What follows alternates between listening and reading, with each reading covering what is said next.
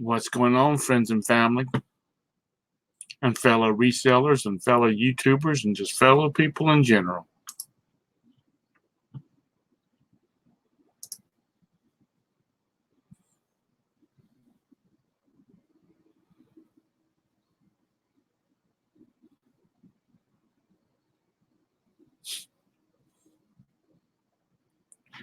Hey, Craig, I'm bored. Come in and chat while you work.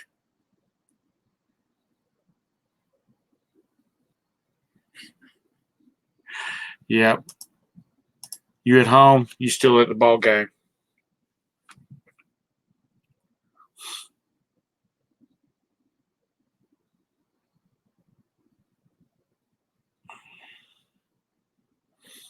Let me see if I can pull this dang thing. This is here. Copy.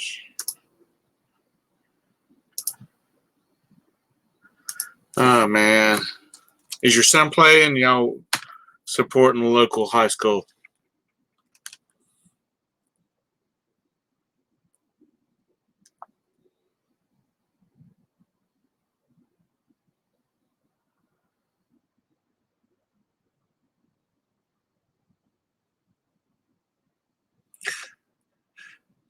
So, anywho,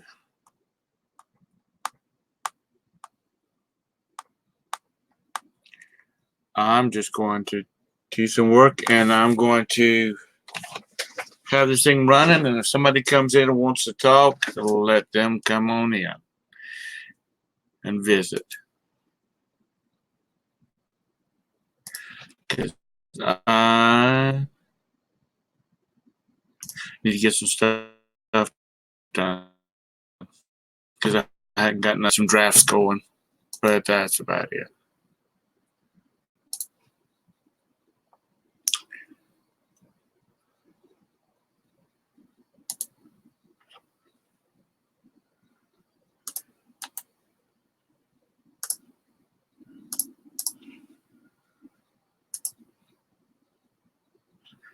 Hey, Caffeinated Christy, how are you?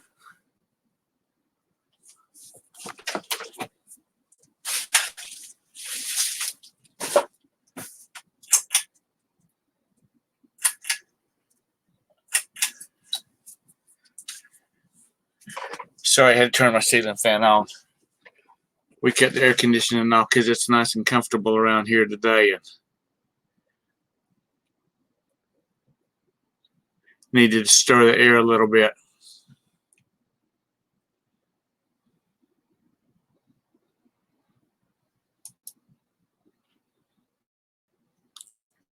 Hey, Jennifer, how are you doing?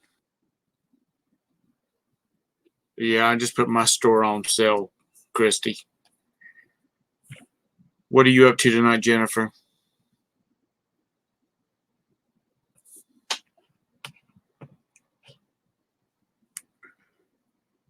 Hey, Beth.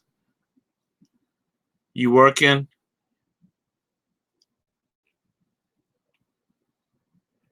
Craig's at a football game. I'm assuming it's a football game. Or is it a ball game? He just said a ball game. It might be a baseball game because his son plays baseball. Beth, you want a link?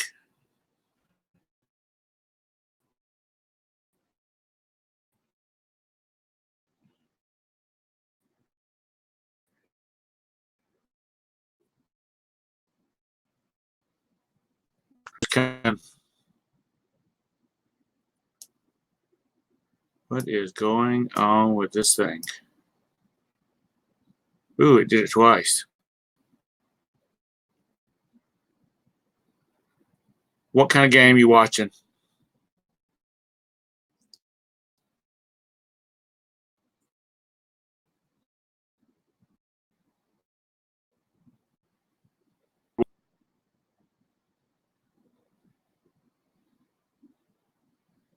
International T-ball tournament. I out.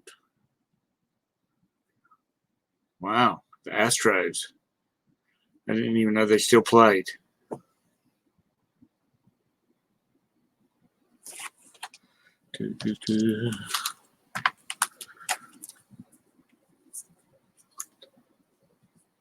One out. I need to get rid of that.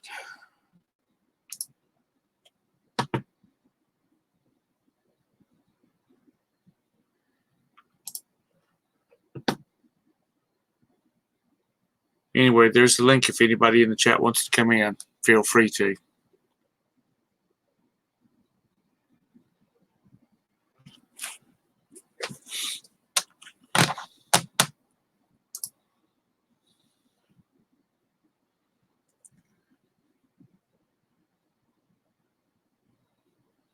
Cool.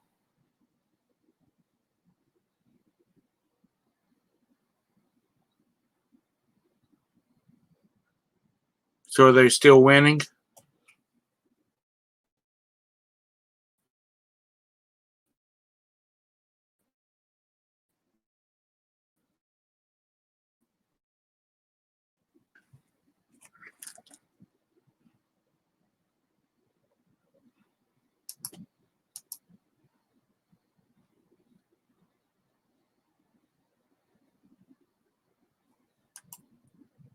Baseball's a little too slow for me. Well, cool. Well, I hope they win for you. We only have a minor league team here.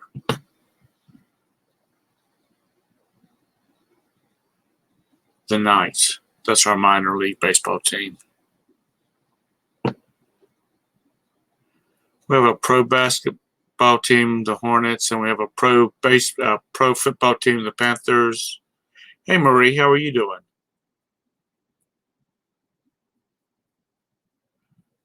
I'm just babbling. Hey, Val. I was bored, and I thought I'd try to do a little work. Maybe. Hey, Tara, Jim, there's the link. There's the link if anybody wants to come in and chit chat.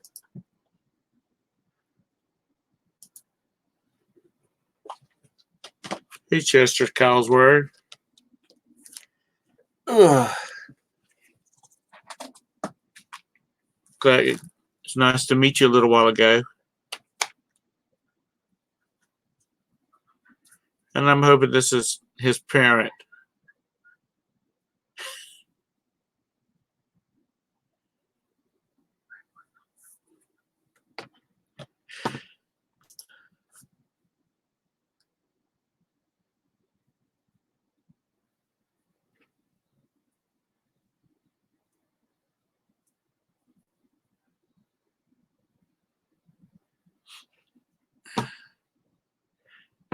Valerie, did you get through all of your jewelry?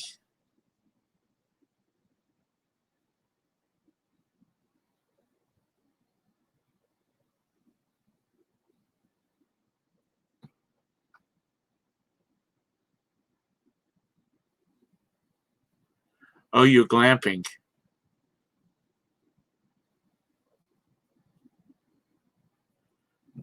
Hey, Linda.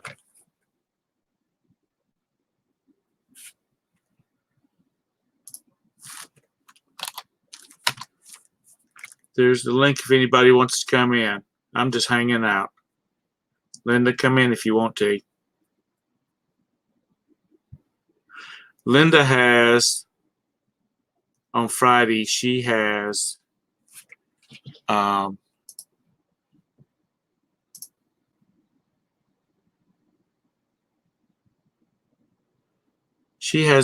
networking show on Fridays.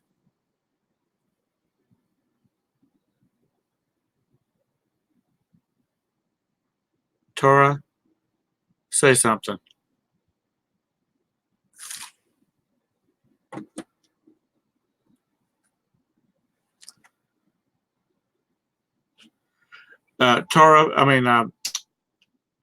Linda, put the time of your. Oh, that's okay. Yeah, PJs or not, that's fine. On a second. How about go back out and come back in?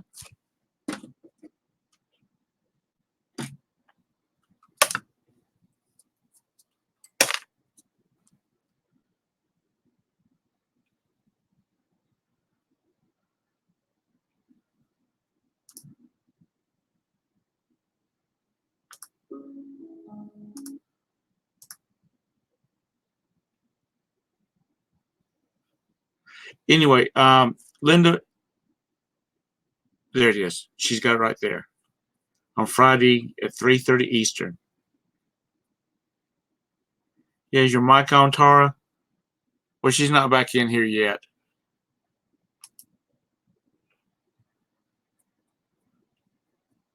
Anyway,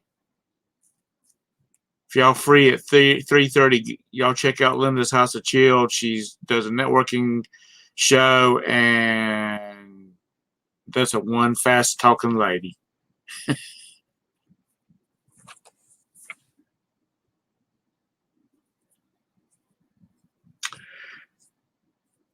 I think they call it the Grow Train they have on Fridays.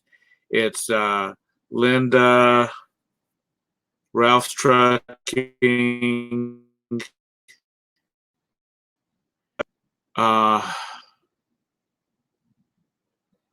Farmall Fridays, Farmall, what's that one? Hey, Ansley.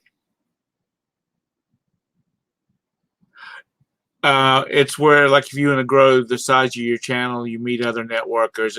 It is not a sub for sub, because that will get you booted out of that show real fast. It's about, just meeting other channels, supporting each other, that type of thing.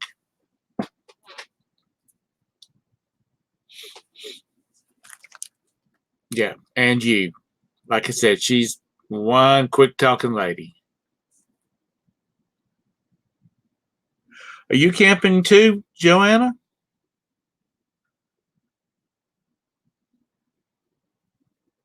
Lord have mercy. Well, Texas Val, she's not camping. She's staying in a mobile Hilton.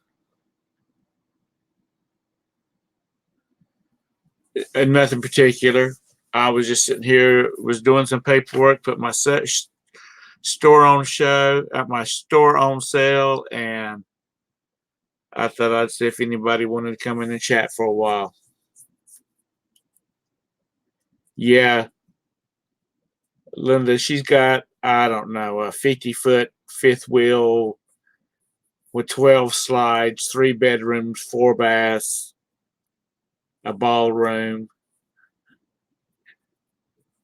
That's what it looks like anyway, from the outside. Which my brother and his wife have a big one too, and that sucker is, the time they get all the slides pushed out on it and whatnot, it makes a nice weekender. Okay, Tara.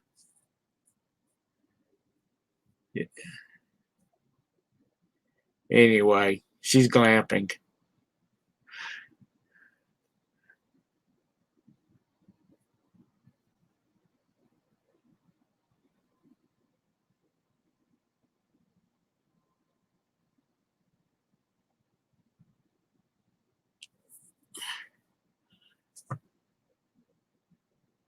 Joanna, you're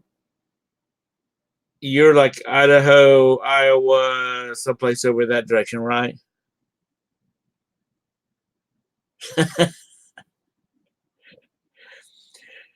I grew up camping, tent camping, then in a little camper, and then when my brother and I got old enough, we could sleep outside by ourselves. We had the little pump tents. We'd camp outside. Then when my boys were Cub Scouts, twice a year the Cub Scouts camped, and I camped with them on the ground. And now my idea is if we're going to go camping, we're staying at the the Motel 6. And if my wife says if she has to put her shoes on and go to the bathroom, she's not participating.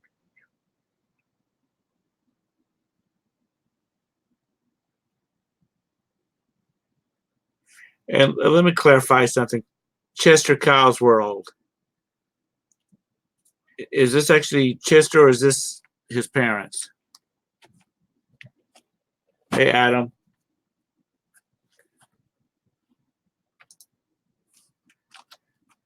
I'm just too old for that getting on the ground. And anymore, shoot, it costs so much to camp. My parents had a 38-foot diesel pusher, and it was quick. I mean, cheaper to stay at a hotel than to drive that thing around. Yeah, that's my idea too, Linda.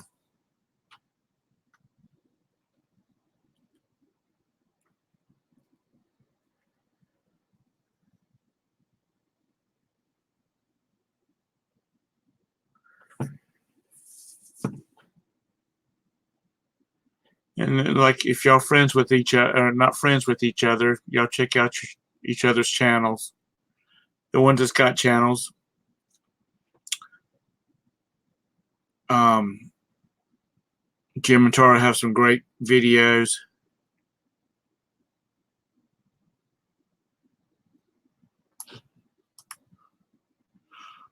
Well, thank you, Linda. I appreciate that. That's the very first dollar I ever gotten off of this thing. That's nice of you. You didn't have to do that. Let's see. What is it you do? Thank you very much. You don't have to, but you didn't have to do that.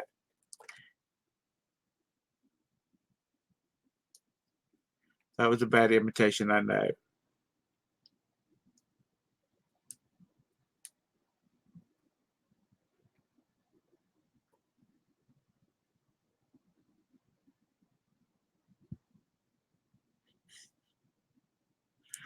I'm serious. Linda and Blood X, they are some fast talking people. The rest of them do a good job of it too, but Linda and Blood, they just gonna rattle this stuff off. I guess I'm just kind of old and I have to process. Hey, Green Thrifty Life, how are you tonight? I need you to move down, baby. Yes, it's a battle of me and the cat tonight.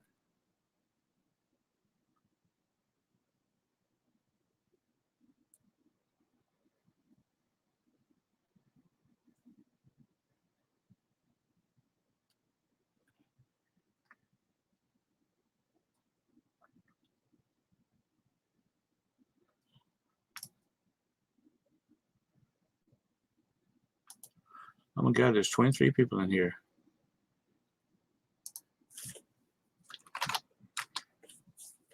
There's the link if anybody wants to come in.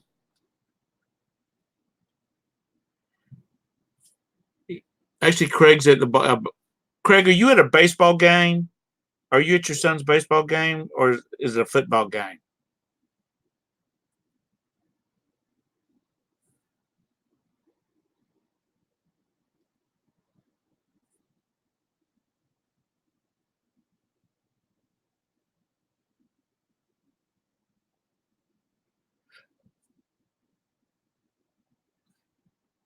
Hey, two hip chicks.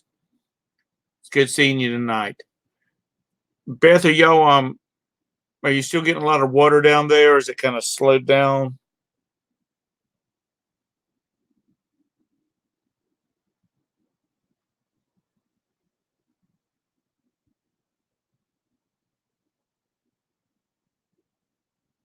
Um,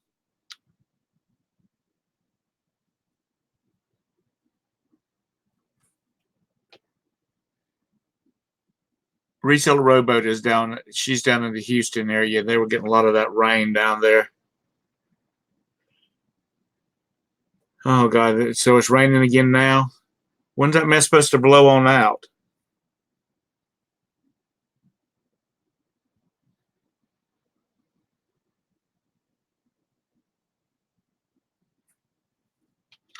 It's I feel for you.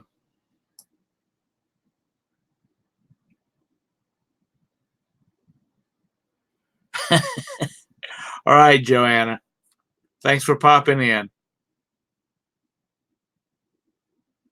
Oh, it's supposed to blow out tomorrow. Good.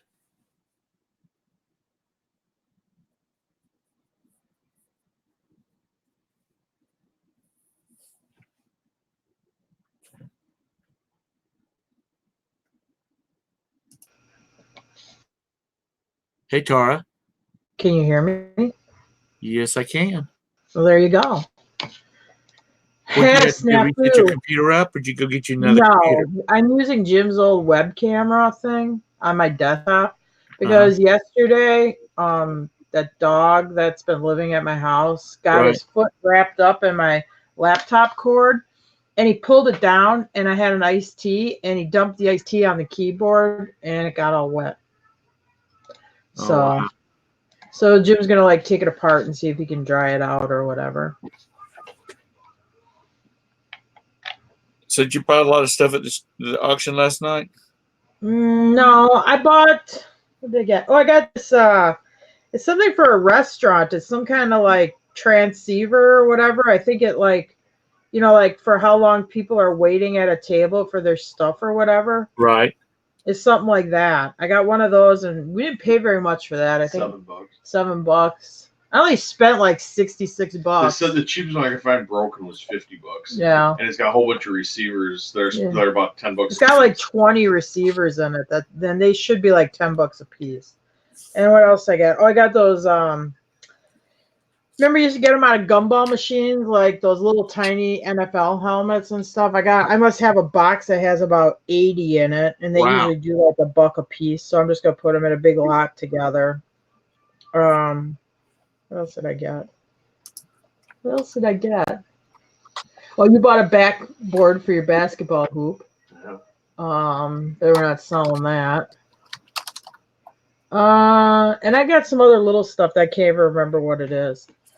It's not a great auction, but it's on Thursday night, and it's like 10 minutes from my house. And, well, you just never know. Maybe.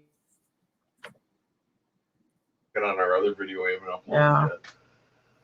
Sorry, I wasn't snickering at you. I was snickering at Beth. She said we lost our trash can. It floated away. It's going to be 10 to 14 days before the city to bring us a new one.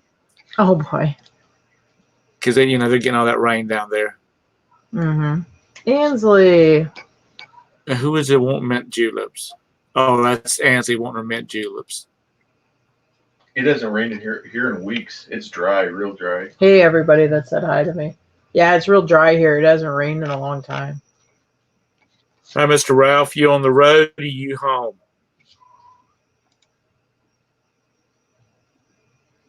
Ralph is another one of the networking shows, does the networking shows. He's a truck driver, and when he's got to do his mandatory rest periods, he does. Oh, yeah. I think I've seen him like on Farm Off Friday or something like that. Yeah, he's on there too.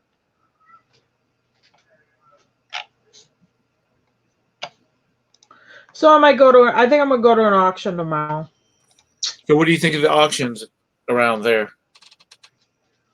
I'm doing real good off that auction I went to last weekend, so I'm happy there. Right. I haven't been to that many. I mean, the Thursday night auction, it's an auction house that's loaded with resellers selling their own. It's what you'd expect from like that type of auction house. I only go to it because I'm like, well, it's 10 minutes away. Right. But it's nothing real great. If I had to make a living off of it, that would be bad. I mean, but the live on-site auctions are always the auctions, even up north, are the ones that I like. So, I mean, I can't complain about the one I went to last week. And actually, I did a video on it, but I haven't uploaded it yet. So I think Jim's like, well, we'll just videotape this little bit of stuff we got last night and then just put it together. Which I didn't think that was a great auction, but I got that accordion there.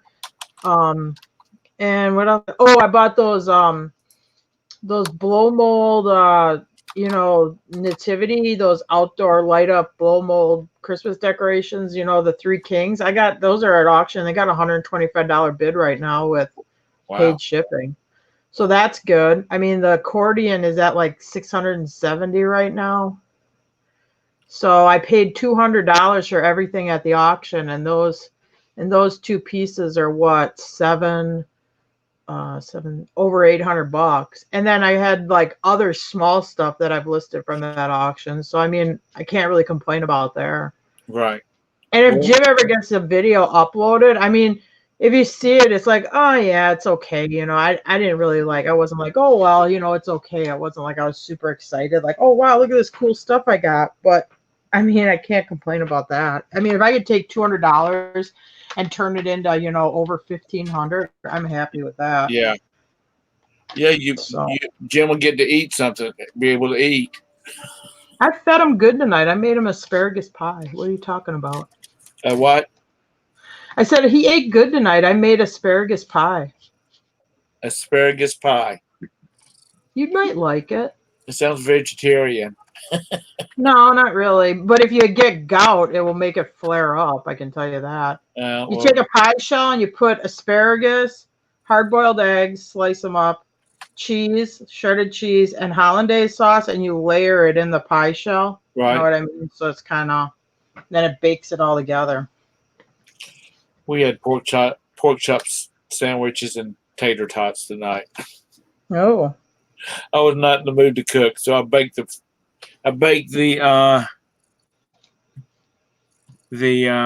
pork chops in the oven and put them on rolls with hamburger buns with lettuce and tomato and called it a night. Ah. I'm gonna do something good tomorrow night, like beef stew or something. I'm not cooking tomorrow night, but we're gonna go to an auction all day. So. Oh, that's right. So Jim's gonna have to buy you a hot dog at the auction. No, I want to get taken out. I like to get taken out to eat.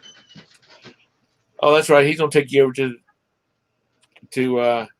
If there was a Golden Corral, yeah, but I don't think there's any around where we're going.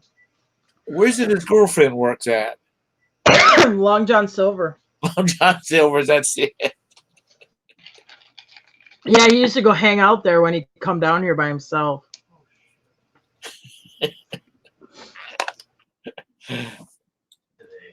Oh Lord, have mercy. Well, I hope you do good.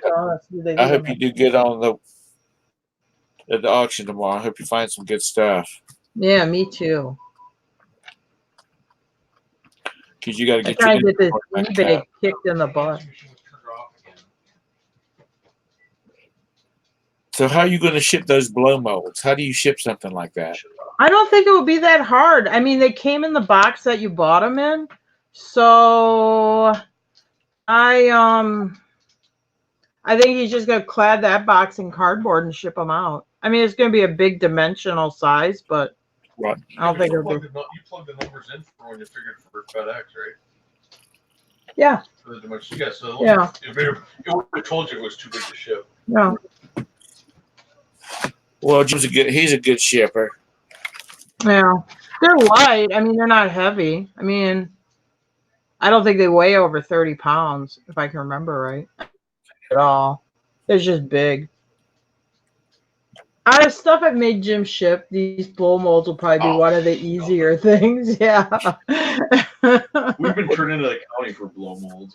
He shipped a cash register, for God's sakes. If he could get cash register to Texas safely, he could ship the Three Kings safely. Hey, Joel. It's good to see you tonight. Yeah, they're talking about Golden Corral. And Green Thrifty Life says I worked at a Golden Corral when I was a teenager. Kept me away from the buffet restaurants for a long time. Yeah, and I don't want to hear anything bad about it. No. Because I worked at a country kitchen when I was in high school, and I couldn't eat at country kitchen after I worked there. I never worked at country kitchen, and I couldn't eat a country. Jim wants him a part-time job at the Barrel.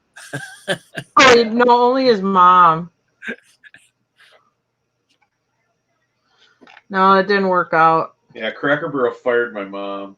Yeah. Well, Grandma For thought it being was old. like the old days, you know, like in the 70s when you go to the supper club and your waitress would talk to you and interact with you. Or Cracker Barrel, they want you to feed the masses, make them happy, and then get them out so new people can come in. Yeah. Not be sitting there chit-chatting with them. That's the way the restaurant world is nowadays. No. Is to churn them and burn them, or burn them and churn them, whatever it is. Yeah. Feed Get them. them in and out. Stuff them and get them out.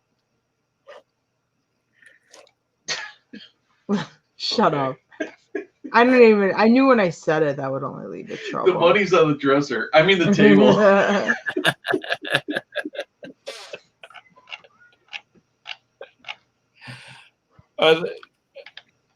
There's another tropical storm headed towards Florida.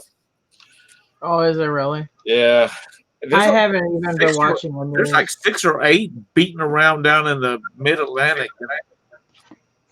Huh. They'll probably all ride up and come into the Carolinas one at a time. How'd your show go last night? It went good. Good. I guess. You guess. Yeah. You should know. It went on for a couple hours. That was long enough. And I caught the very end, and I tried to come in, but my laptop wasn't working.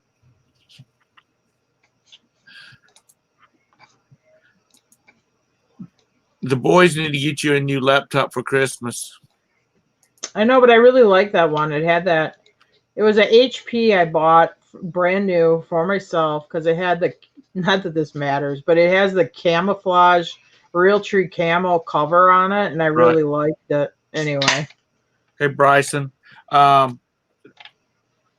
got something like that at Walmart. Yeah, I bought it at Walmart. Is it? Yeah, I bought it. I sold a house in like 16, and I went and closed on that house. And I'm like, you know what? I'm going to treat myself. I'm going to buy myself that camo laptop from Walmart. I'm going to treat myself to this laptop.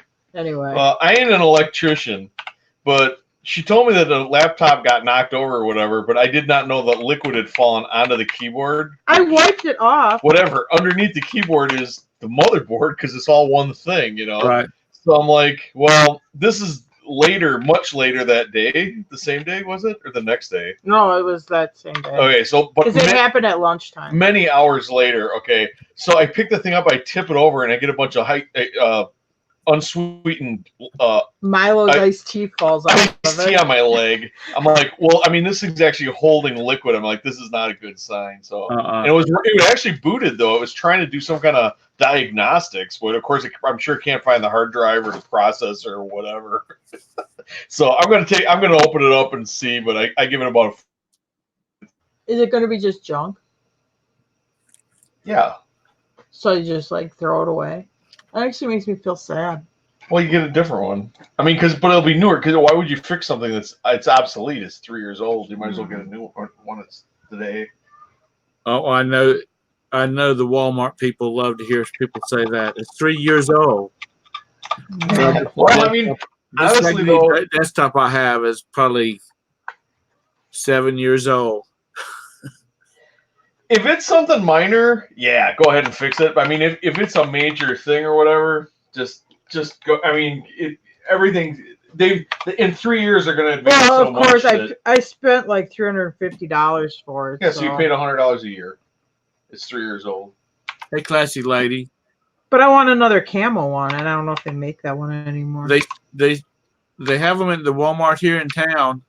Oh yeah. It's called spray paint. Mine doesn't have it here. I can paint it up for you like an army jeep. No. I'll paint a big white. I'll paint it green with a white star. No. I've watched some of them, Bryson.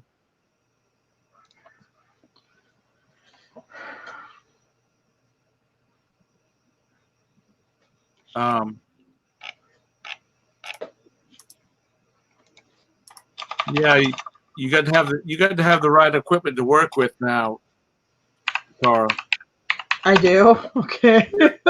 You're just gonna have to go get Jim's gonna have to go get you another laptop because you got to make him some money. Yeah. Well, I always use my desktop for that. My laptop was always like if I was out of town and like I would do the YouTube hangouts on there Right. and stuff like that. I never like to list on the laptop just because I like sitting with a desktop with a keyboard in front of me and a monitor, and I just that's the way I like to list. I feel like I'm most efficient when I'm in that kind of using that to list at. That's me.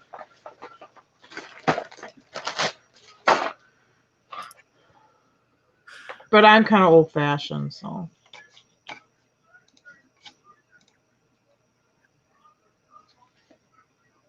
Now, does Brandon have his own computer? Yeah. When we were up in Wisconsin, we were buying a lot of these government surplus computers out of our local county courthouse, Right. and they're really nice. Are they Lenovo's, I think, or IBM? They're Think Centers, I think. Mine is, at least. We bought a lot of them, and we just set ourselves up with these government computers. We sold a lot of them, but we kept some for ourselves. He's got a nice setup, and he's got like the 40-inch monitor or 42-inch monitor, you know what I mean? We bought those monitors at the county too. So he's got a pretty nice rig up there. Well, good. Anyway, and we didn't pay anything for them Right. because we always try to find the best deal on everything because they're cheap. Hey, Glenn. Linda, if you're still in the chat, thank you for the share. I appreciate that.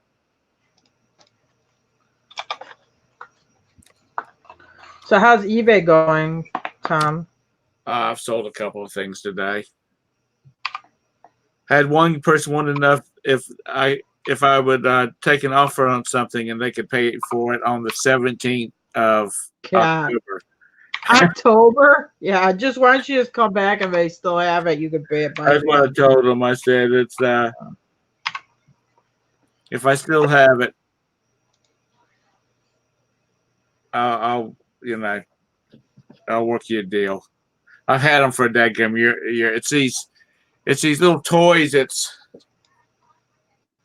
like a loop, but they're hints, so you can kind of make all kinds of shapes with them. I forgot what they're called. Uh-huh. But I got them for like 10 cents a piece at Walmart, and I've had them on. I've sold a bunch of them.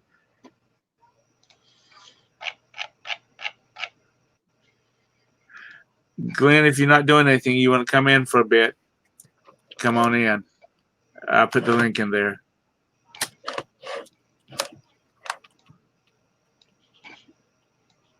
Yeah, looking at other people's YouTube shows and their videos and whatnot, it's like Bryson does his own animation, and it's just really cool what he does.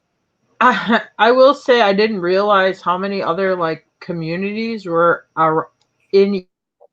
I really started looking around, because I was always like, well, the resellers, they got kind of like this community, but I thought everybody else was just doing their own thing. But then when you really look into it, you have the drama community, the fishing community, the farming community. It is really amazing. And it's and it's broken down, like there's a Farmall community and a John Deere community and a Ford community. But y'all check out Bryson's stuff. That's pretty cool. Y'all check out all each other's channels. But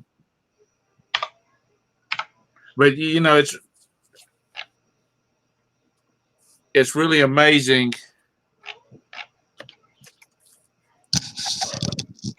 There's just some really great stuff out there, and I've got kind of hooked on this thing.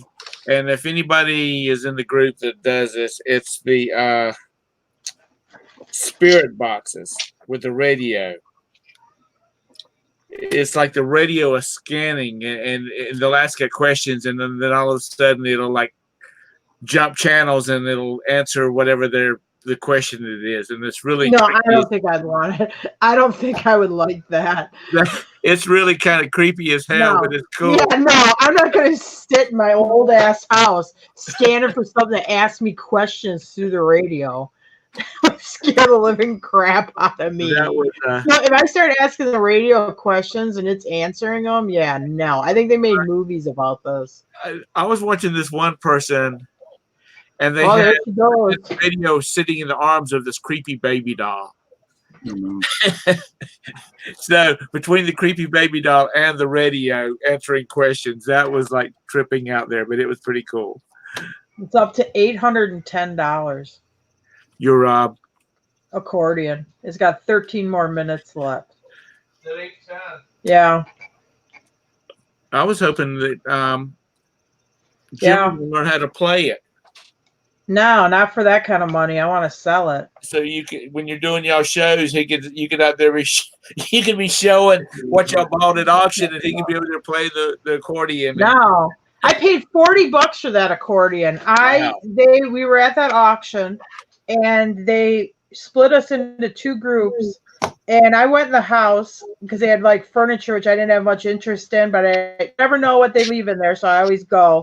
And Jim stayed outside where they were auctioning off wagons, and that accordion was in the house, and I bought it for $40. And the comps made it look like it was $200 to $300. Didn't know it was there. Didn't know it was there. They didn't have it in the listing. They didn't have any photos of it. I knew they had an antique, like primitive banjo that went way too high, and like a child's violin. But I didn't know this accordion was there at all. And I knew, like, because I've sold accordions in the past. I'm like, well, they're usually good for at least $250. This real big ones, whatever. It's a strap and the kind of rectangular. On the accordion you got, is it kind of the big ones that you put the strap on and do in front of you? Yeah. I got like one of those like a hexagon, like a handheld one. We put both hands like this and do this. You got a couple of buttons, but I know is that called like a squeeze box or a concertina or something? Yeah. I'm not sure what the term is. I call it accordion, but I know the accordion. This one's big. I mean, yeah, the big ones. I know that's accordion, but I'm not sure what the terminology for the small one is. It weighs almost 30 pounds by itself. And then you need shoulder straps to wear it. Yeah. It's like carrying a big drum. Honestly, I don't even know who the maker of it is.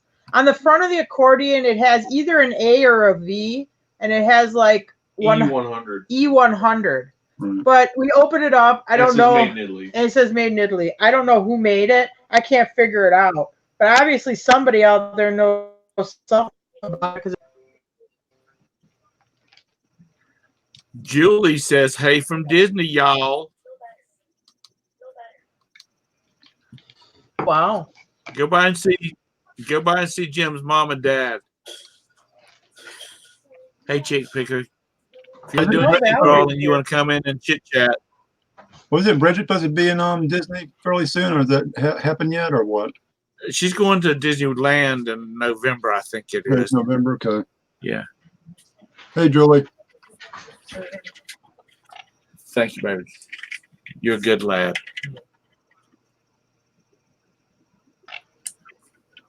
It's yeah, Bridget's supposed to go. She's going to Disneyland. That's in California, or? Yeah.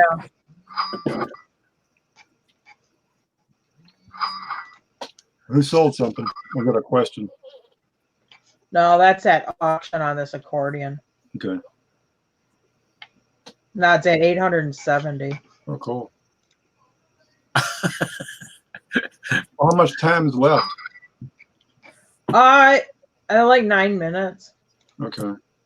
What you do have it just for a 2-day auction or something? No, 5 days. Oh. Now it's at 890. Maybe it'll get over 900. Dang. You're going to be pulling a Todd here. That's why I like auctions. Because, I mean, you have a lot of comparables out there, where you're like, oh, well, I mean, where it could be a $300, $400, $500 accordion. But that's why I always like to run it at auction. In case I'm wrong, it's my safety net.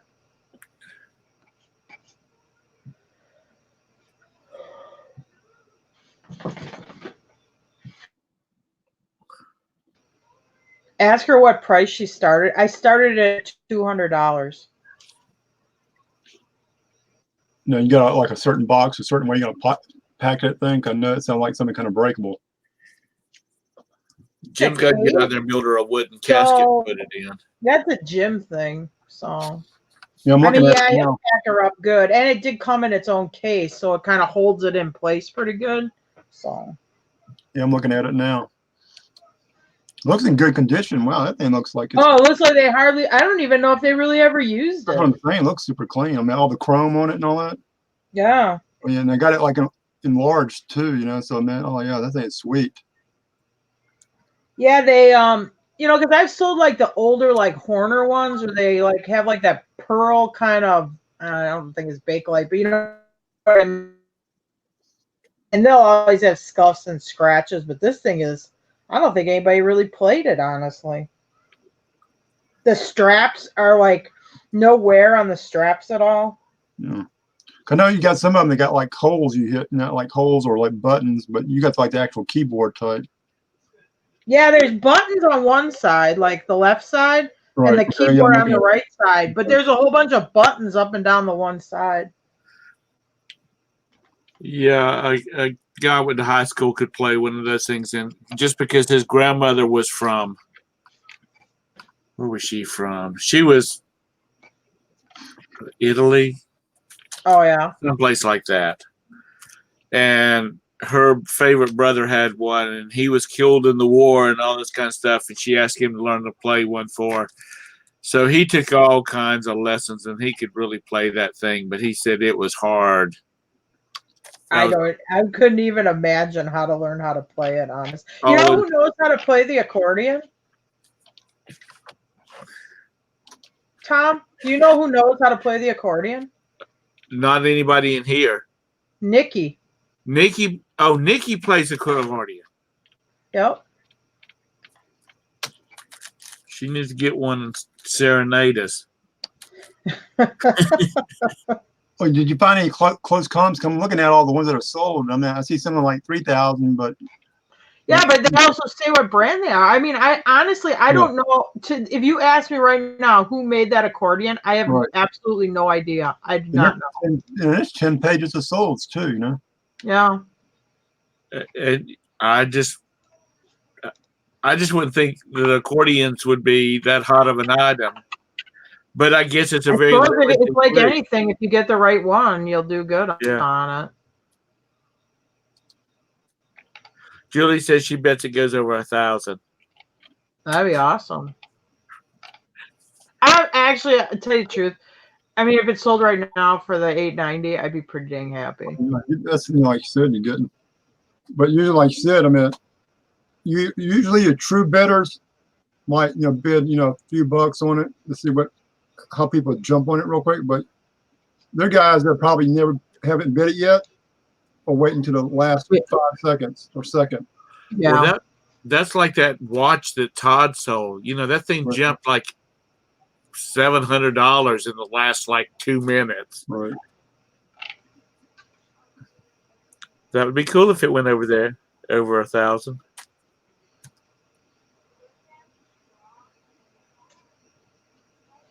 Tara could feel like she was back in the game. Yeah, because like I said, all I can see is 100. But there's probably some experts looking at it.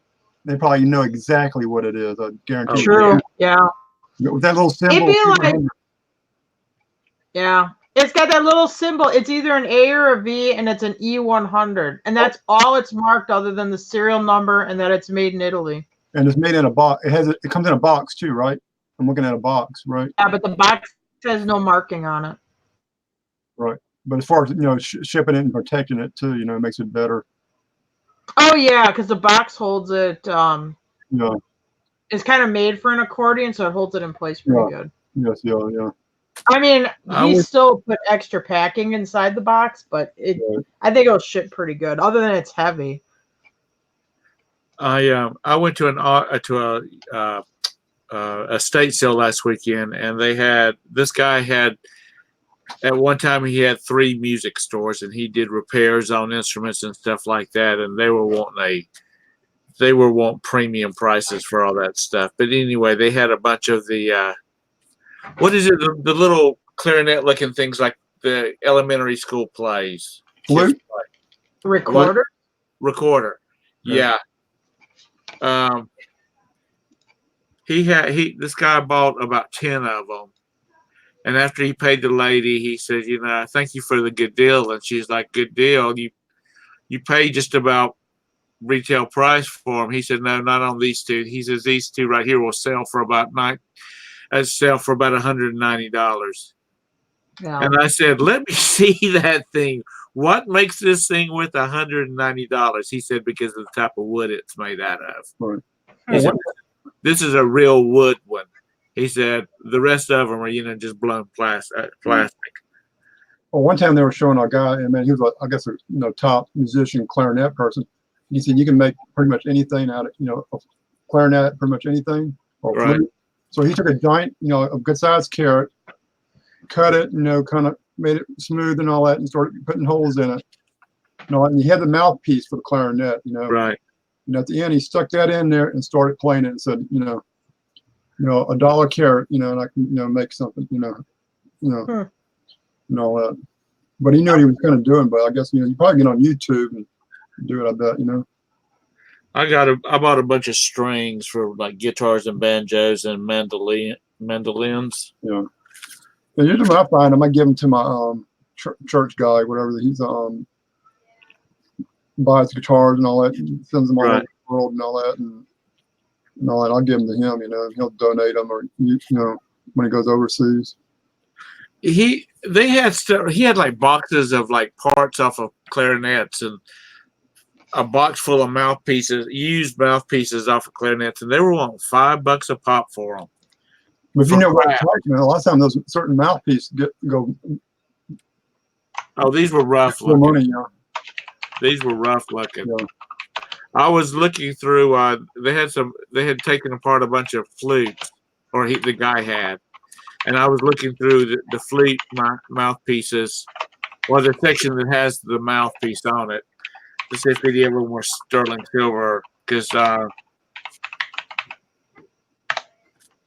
we have an online auction here in town that they have a lot of musical instruments come through. Actually, I bought a silver trumpet from them for like $125, and I ended up getting $600 for it locally, and so they had some flutes that were like had the sterling silver mouthpiece on it, and they went for big bucks. And so I think you're gonna go for $12.95 or $12.50 on accordion. Let's see if they do a last one. You got 32 seconds to go. How much is it? It's almost done. How much is it? It's 11. $890. $890. Wow. We'll keep hitting that refresh on it. Yeah, maybe they're done on it though. Oh, did it sell? Okay, well, I just hit refresh and I don't see it anymore. Well, maybe it's done. Mine still says it had a little time left. Well, it just says it's down to that last minute, but it doesn't give me like a second countdown thing. I had refresh and it had like 12 seconds ago, then it like disappeared. Is that bids or is that paying? Oh, I don't know. Well, it's done, so let's look what it did. Maybe paid for it right away. Oh my God. What? $1,207. 1,000 what? How much? 200? $1,207. Oh man, too far. I said $12.50 or $12.95. Good job. Yeah, that's awesome. Brad. Good job. No, pay for it, you'll get your new laptop tomorrow. No, I'm not buying a new laptop right now.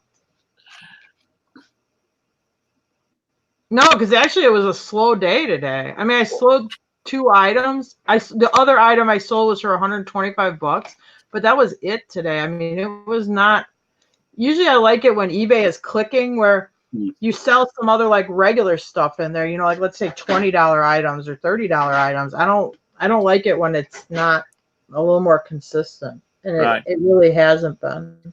Hey, T-Town, how you doing tonight? Oh, Julie was doing a blow by blow. $1,200. Yeah.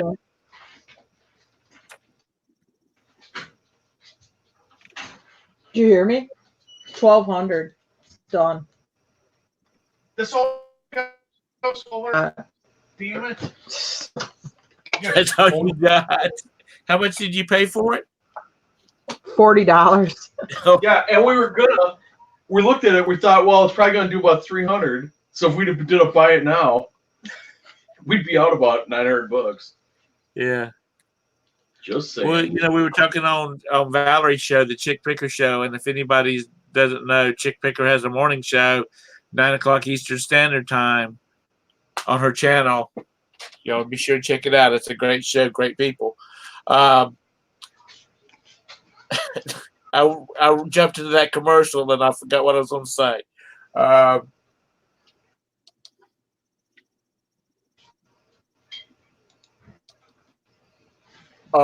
were talking about, if you don't know what something is, you can't find any. Oh, good. It's only going to Michigan. So it's not too far then, huh? Yeah, well, I had a whole bunch of global shipping people on it, and Jim's like, "Oh God, I hate it when something that expensive goes global shipping because if you're happy with it, I mean, the shipping, the return shipping costs so much." Where's it? Where you got shipping Michigan? Oh, cool. Yeah, your chances of getting broken is a lot greater. Michigan, it's going to.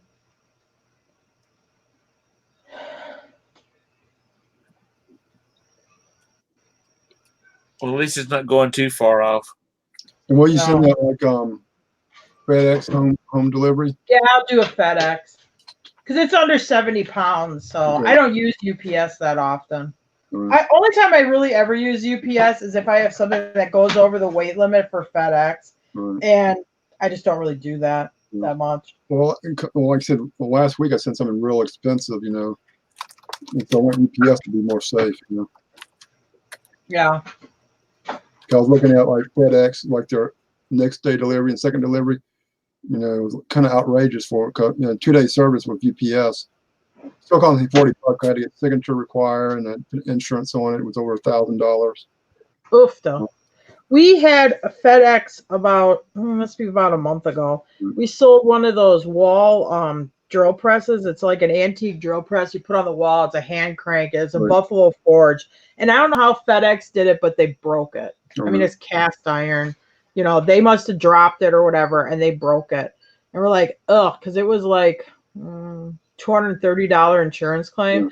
And the only complaint I would have about FedEx is if you have something more expensive like that gets damaged, if it's over $100, they can be kind of a pain in the butt to get that insurance claim through. Well, I know you got $100 and under, they just go through with it. But we have had in the past on the more expensive insurance claim where they try to be like, oh, it's inadequate packing and stuff like that. So, but they paid it. So I got delivered Monday and all that. So I figured if it would have came damaged, he would have called me, and said. Well, I actually found a hard instrument case to put the item in. I found it for $1 at a garage sale. I was kind of looking for something to put this item in because I didn't want it to break. Well, not really to break, it crushed. Because it can't break, but if it got crushed, it'll be screwed. So I got a hard case and double wrap it, put it in this instrument case, and it had all the egg crate in it, and put it in another box. So now I put a picture of the hard instrument case in one of the pictures, so they know, hey, they feel safe. This $1,000 items can be shipped, in a hard camera, case, so they felt better probably ordering it from me than somebody else. Good night, Julie. Enjoy Disney. I might have missed it, Glenn. Was it a motorcycle part or something else? Oh no, I'm really kind of staying quiet about it. I told actually. Oh, okay. That's all right. What you call it about it? If you see one of my old shows, I sold an item kind of close to it, but Dwayne was me, Dwayne, and Sandy on the show, so it was only us three. It was a private chat, and when I tell him, because he does storage units, so a lot of times people when they see people hit these items, they throw them in the garbage can. It's one of those items you wouldn't think it's $1,000 or $2,000. Wow. You might say, well, that's $10 or something like that, but I said, be on the lookout. And actually, when I said it, he pulls out 5 of them. I said, no, that's the plastic. I want the cardboard type, and all that. And all that, and like I said, I got one for free one time and sold it for $300. Wow! About my old shows and see what I'm talking about, and all that. And I got this one for $10. And I got it off estatesales.net. I've seen pictures of it like on a Tuesday or a Monday. And I'll show my mom, which, is pacing my boss at work. And I said, look at this. And I pull it up, one like it on eBay. It sold for like $1,500. Wow. In a lot better shape. One sold for $1,300. Said, so I was there like at, they were giving out numbers for estate sales at 2 o'clock. So I showed up at 1 o'clock, and there were 2 people already waiting there. And I'm looking at it, said, these guys are here for the same thing I'm here for. So when I walked up there, I said, hey, I kind of even said it to them, said, hey, y'all here for the same thing I'm here for? I was waiting for one of them to say something. They looked at you. Yeah, we're kind of, they mentioned the name and all that. But luckily, I was fourth in line. There was a lady out there. She got there at 10 o'clock in the morning. She was a realtor. And she was wanting the washing machine they had on there. And she got it dirt cheap and all that. But, we went to the same room. And luckily, they bypassed what I was grabbing. Now, as soon as I saw it, I put my hands on it. Saw the lady and said, I don't see no price on it. So he brings it to the husband and wife estate team. So he gets on the cell phone and starts trying to look it up. Oh my God. So I'm going, oh my God, please don't find it. And all that. And I'm going, and he goes, $10.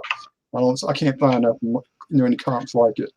Well, he didn't go to sales, and like I said, I waited almost a month before finding that hard case to sell it because, I wanted to find something, like I said, I found that hard case for $1, but like I said, when he said he couldn't find it, because the other guys could complain about the items, certain items in there that were for, and these things are overpriced. If they were in better shape, that you could get it for it. But we got our experts that look at it. Well, they're expert. I would have fired them on that spot for missing what my item I bought. Like I said, that's the thing about it. I mean, even people that are experts, they don't know everything. Right. You know what I mean? And that's a great thing about like when you go to like these auctions or estate sales or that. I mean, there's stuff that just slides through the cracks. That luckily, all you had to do is look at the box, whatever, and do the exact same as written on there, and look it up, and he would have found it. But he probably short. He said box, item box, and then he didn't put in the details, and glad he did. But I started at $2,000, dropped it at $19.95. God made me a $1,500 offer. I shot back with $1,750. So I'll get back. I don't get paid until Monday, and then like 2 days later he bought it. Cool. Wait 30 days to pay for it. It's a couple of days, but I actually called him when he actually bought it. Said, hey, if you saw the picture, it's going in a hard case. I'll get it out either today or tomorrow, and I got it out the following day. That.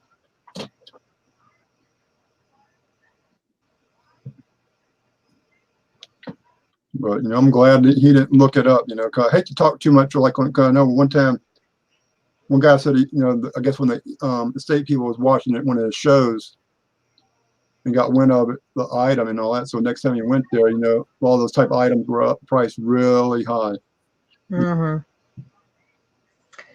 Well, it is fun to talk about like some of that stuff. Like I bought a baseball bat this winter that Jim bought for like $4, and we sold it for like $950. Right. I mean, will I ever see another one of those bats in my life? I don't think so. I mean, I'll be happy to, but they're like those once in a lifetime kind of thing. It's like a Buku leather jacket. I sold one of those a long time ago for like $800. I mean, and every time I go to a thrift store, I flip through the leather jackets, but I've never found another one. But like this item is something that there would be plenty of out there. And there's different models. Like there's some of them that sell for $300. $100 depending on the condition. And like you said, if it had more paperwork, like the box would have had more paperwork in it, So if I watch your video to find it, how far back do I gotta go, Glenn? 2 weeks ago. Oh, really? The video would go about a week ago, but if you have access, my eBay page, you probably could find it, but yeah, I don't know what your store is. But that's what I tell people. I said, if you ever want to find my store, just look at the stuff I show on my it's very easy to figure out. I do it, and if I'm watching your show and you're showing something that you found, and I want to know your eBay page. that item. Just tonight, I said I got this accordion going off, and it sold for $1,207. Well, like you said, I mean, I found your figure out what my store is. Page, but I know how to like your page now. You know, follow it. Yeah. But if you want to follow a person's page, you know, I said work for it. You know, just listen to it. Yeah, I gotta let my dog in. I'll be right back. Okay. Well, that's cool, Glenn.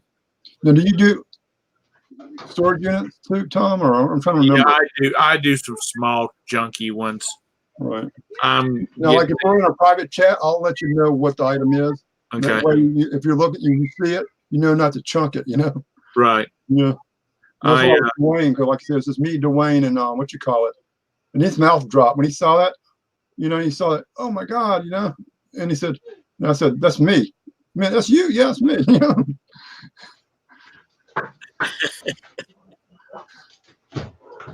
I like for my friends, my YouTube fellow eBay reseller friends, to find stuff like that. I was so happy for Todd the day that gonna watch.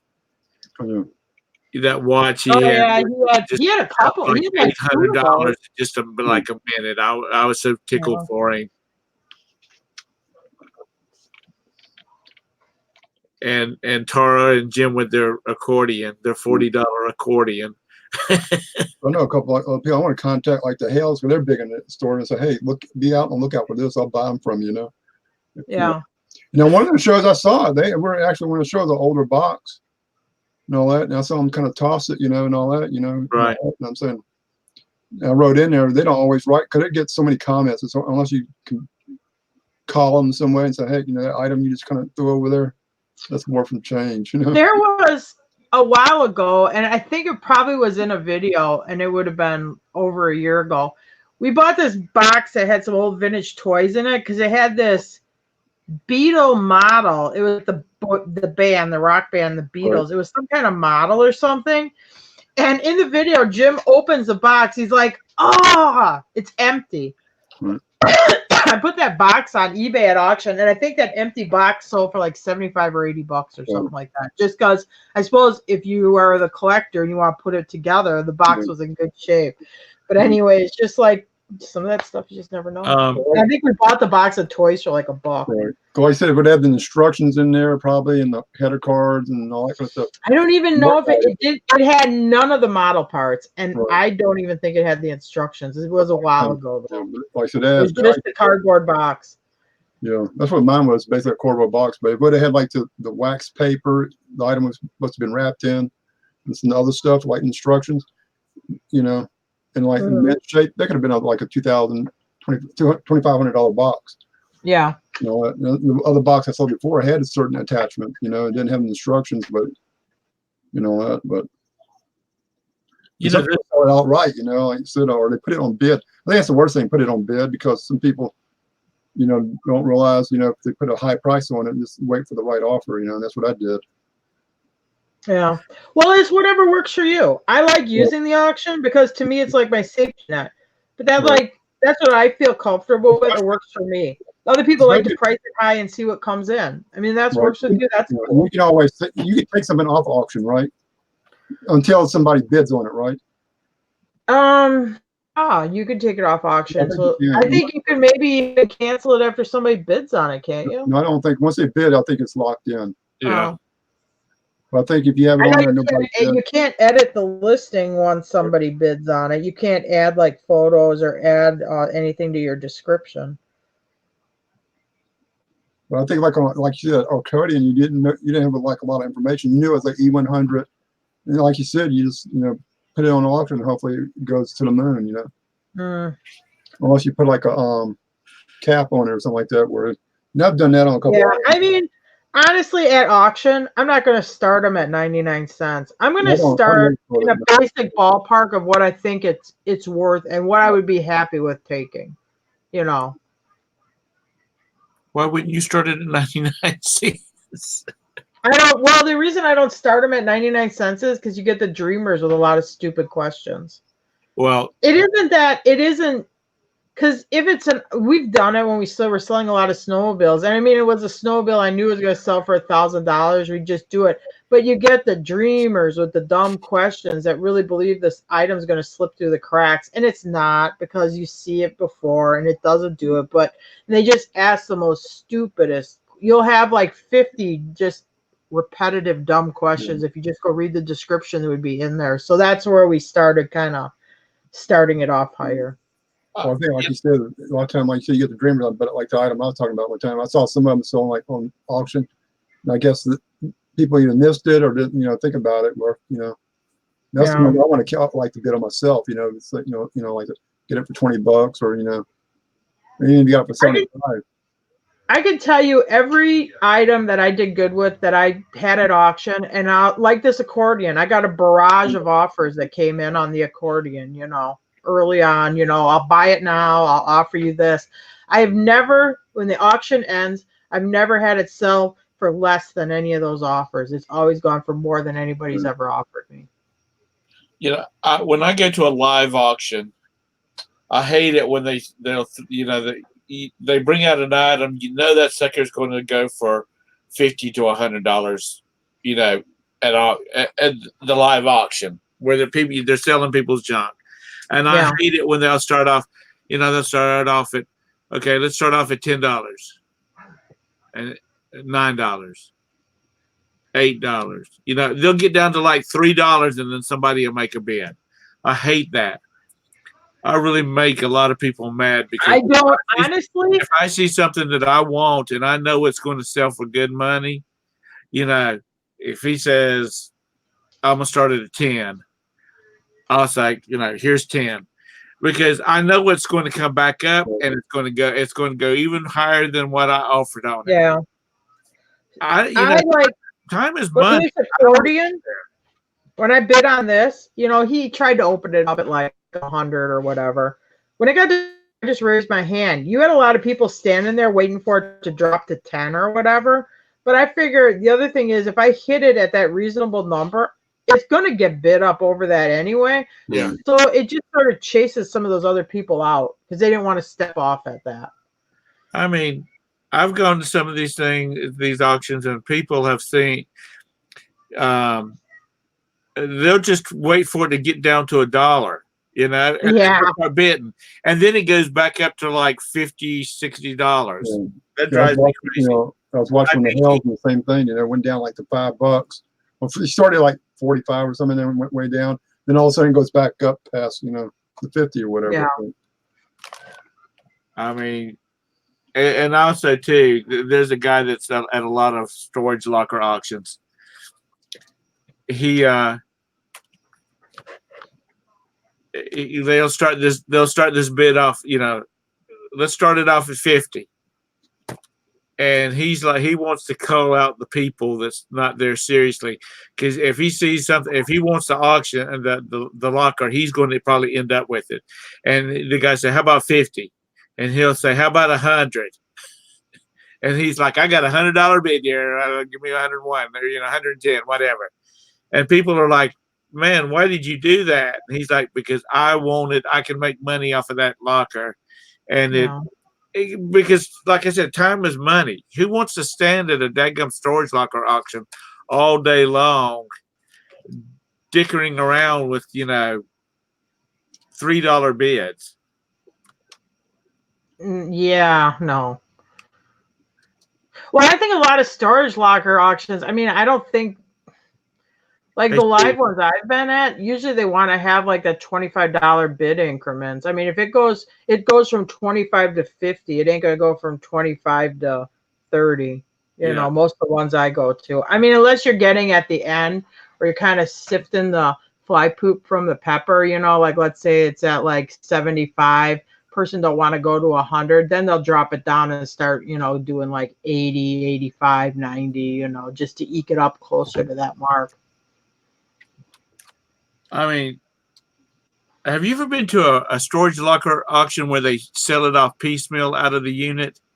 No, I've only ever been to one where they've sold the whole unit. That sucker will go on forever. I can imagine. Yeah, that would take for like all day, Oh, it does. It does. I mean, because they'll have, and they'll pull out something and it won't sell, so they'll bring out something and stick with it for it to sell. It's been a while since I've been to. I watch like the storage auction websites, and like here in Kentucky now, I only ever see it where they're online. I don't see any live ones. Now I know down in Tennessee, they like by Nashville they have live ones, and I think up in Ohio they do. But I don't. All the ones in Kentucky, as far as I've found so far, are all online. Yeah, a lot of them are going to that because these online people are going towards like whatever. But now down here, it's Life Storage is taking over everything. I don't know if you ever heard of that. No. But, Steve, there's a link if you want to come in and chat with us. But who did you say is taking over down there? It's called Life Storage. A lot of them are changing. The one I used to belong to had been in there like forever. It's called Safeguard. Right. Uncle Bob's and all these other everyone. Well, Life Storage is taking over. Like they buying like they're selling their services as far as collecting rent money and all that. But they're putting all the signage and doing the painting and all that, so everything's the same in all these places, Morningstar used to be the big one around here, and they've sold off a bunch of them. Extra Storage. There's several big ones like that. They're just like more. Extra Storage is pretty much only building the environmental ones, or the ones that's heated and aired. Mine's climate control like that. And they got the different ones. And a lot of them they're building brand new ones. Oh yeah. This one here. I mean, they were supposed to add like 1,000 new units in Charlotte. And some of them are 3 stories high too. I mean, they got elevated like this one. They just built less than a year ago. I mean, it's 3 stories and they got elevators in there and all that. Yeah, I mean they're building some nice ones. And one of the managers was telling me, he said, because he has people that come in there, they're like in sales, so they can come there and keep their samples and things like that. Right. They can come in and pull what they want without standing in 100-degree temperature, and then go meet clients without having to go take a shower and change clothes to go meet with them. And I know Jim told me like these storage units are good investment because you can depreciate the building out over 10 years or take it as a write-off, or you can depreciate the value of the building like in 10 years you can use it as a write-off or whatever over that 10-year period. The right location, What do you do with them after you depreciated them out? Do you have to sell them? I don't know. Hey, Jim Carrey. Like you said, like with those storage units, how you can depreciate them out. They're good for like a tax write-off, but you can still keep it after you use the depreciated out and use it as a tax write-off. Yeah, then you can sell it and then go buy another one. Or you can sell it and go buy another one, and then you got another building you can use for depreciation, right? I was just wondering how that worked on that depreciation like that. Whether after you depreciated it out, whether you had to sell it or not. But I don't think you have to sell it, but you can sell it because then it gives you another. It would give you. You should sell it because it would give you another one you can invest in and use the depreciation, right, Jim? Yeah, then you start from day one again on the deduction. Yeah, because then you'd start from day one on the deduction. When you're talking about the live auctions and all that, before like the one I used to go, you used to have them like every Friday, once a month. Now all of them going online, even like the ones that work, because less work, Mm-hmm. They're all online. Well, most of them here, and like when I was up in Wisconsin, they were all on. And to tell you the truth, in Wisconsin, like here, like I can go and within 90 miles of me, there'll be like 100 of them going off between the 2 sites. But up north, I mean, there was hardly any. Hi, NSB. Like for $10 and all that, but I'm seeing like giant mattresses. Like I know. Yeah. I might not do that, but on what? Yeah. Sometimes some of them, they make deals with the managers. Managers say, "Hey, I'll let if you don't want the mattress but want the unit, let me know, and I'll take care of the big stuff. Get it rid of it." But I kind of know that like what's in there. But if it has a mattress, he doesn't bid on it. So a lot of these, certain managers, depending on what unit it is, a lot of time they'll help the guy. Yeah, the online store. storage units. The ones that has a couple of big old king size mattresses in it. It costs money to dump them, you know. They don't sell for very much.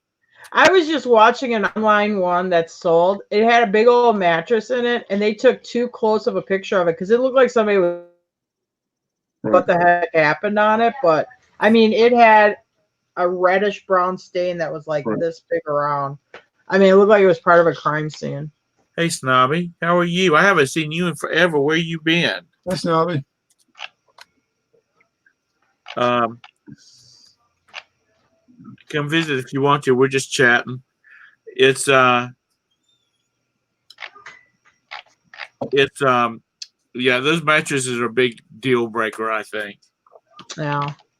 And that and big appliances, sometimes freezers. Yeah. Now, a lot of times if it's piled up in there, like super neat. I mean, I saw one of them one time they raised it up and they had mattresses, and that thing was like spotless. All the mattresses were actually in giant bags and all that clear bags, you know, and all the plants. But whenever it's piled in there, they had some freezers. You know, I think it might have been the guy up in Pennsylvania, what's his name, Pat D's. And they opened it up and they still had the food and all that in there. Yeah. Yeah. It was like a deal where they just chunked it, got the unit, chunked it all in there. They didn't, you know, food and everything, you know. I went and picked up one of my little crappy units, and this guy had bought one, and we were talking, and he said, would you stand here for just a minute? I said, why? He said, because I'm getting ready to open that refrigerator. He says, I know this is not TV and it's not going to be there, but he says, you never know when you go. He says, in the back of your mind, you're thinking, is there going to be a dead body in that thing when I open it up? And I said, sure, I'll be glad to. So he opened it up and it was actually empty. But yeah, I've heard stories of people buying units and they would have oh, that's right, it is there. Yeah, it's like 246. Yeah. Yeah. You know, I want to do a weekend, like early on a Sunday afternoon or Saturday afternoon, because I'd like to get some of the UK eBayers on, and like Snobby and like Peter Way, a couple of those. To find out where they source from and you know who they sell to, and do they sell a lot to the US, and or is it, you know, most of their stuff going to like the continental Europe and Asia and that type of thing? I would like to do that just for my own knowledge, you know, because I'm nosy and that kind of stuff. Oh, but you got him, like, was it Zir? How do you pronounce his name? He's good friends with the other husband-wife team. I can't think of their name. If you said it, I'd know it. You know, I watch them all the time. Is it Nick Andrew, yeah, Nick and Andrew, yeah. And you got Zier and his wife. You know, they know each other real good. Dude, what are you doing up at 2:43? You're supposed to be bed asleep. Well, it's crazy. You got usually bum crack picker, then you got the other person, Bianca in Germany. It'd be like you said, 11 o'clock show we were doing, and they'd be in there watching it. You know. Yeah, bum crack's always on. Yeah. I was like, where is he at? I think he's a member of the royal family or something like that because he don't have to work. He just always on. I think he said one time, like, he works in an assisted living facility, so like he just will, like, you know, check in on his phone or whatever and check in stuff during his break. I think. Right. But well, I'm glad to see you, Snobby, because I was kind of concerned. I hadn't seen you lately. I didn't know whether the boss lady had put you out on the street or not. His wife has a channel, and she posted some videos.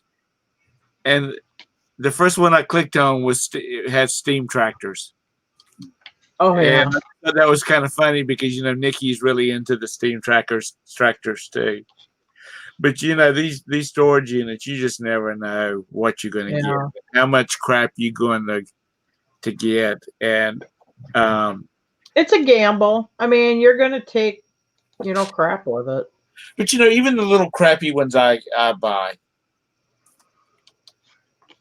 you know, I mean, I always find $400 or $500 worth of stuff in it. Yeah. Well, people are paying to store the stuff. So. There's a guy here in town that buys all. He'll buy a bunch. When I get a box full of broken cell phones, he'll make me an offer on them, and there always seem to be pretty fair offers. Mm-hmm. So I mean, you know, I've sold one box of broken cell phones, and they've paid for the 4 or 5 storage units that I've bought. Oh my God, I was kind of ticked at Jim. I'm like, there's a storage unit that went off last week. I'm like, we should bid on it. It had like some computer stuff in it, like maybe some video game stuff, pawn shop or whatever.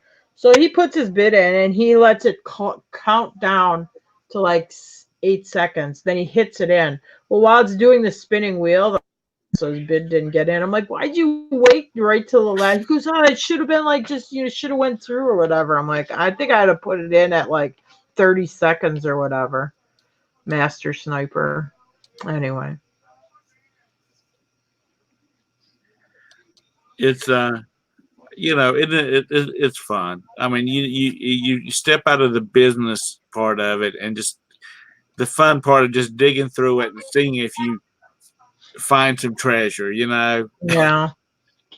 I mean, treasure is like I got those action figures for some 1,000 horrors or something like that. It was a slasher movie, and it sold for like $140, and I paid like $10 for the unit. Huh. And that's where I got all. You know, I was selling bags of parts to a Batman. The Batmobile Lego set, and I didn't know whether because one bag had been opened, and I didn't know where all the parts were there. So I just thought I just put all of the different bags, you know, like bag 2, 3, 4, 5, and 6. I just put them on eBay and sold them that way, and they sold. Yeah. But and that was another probably $70 off of it, off all those bags. I just don't have the place to. No. You know, you gotta have the place to, you know.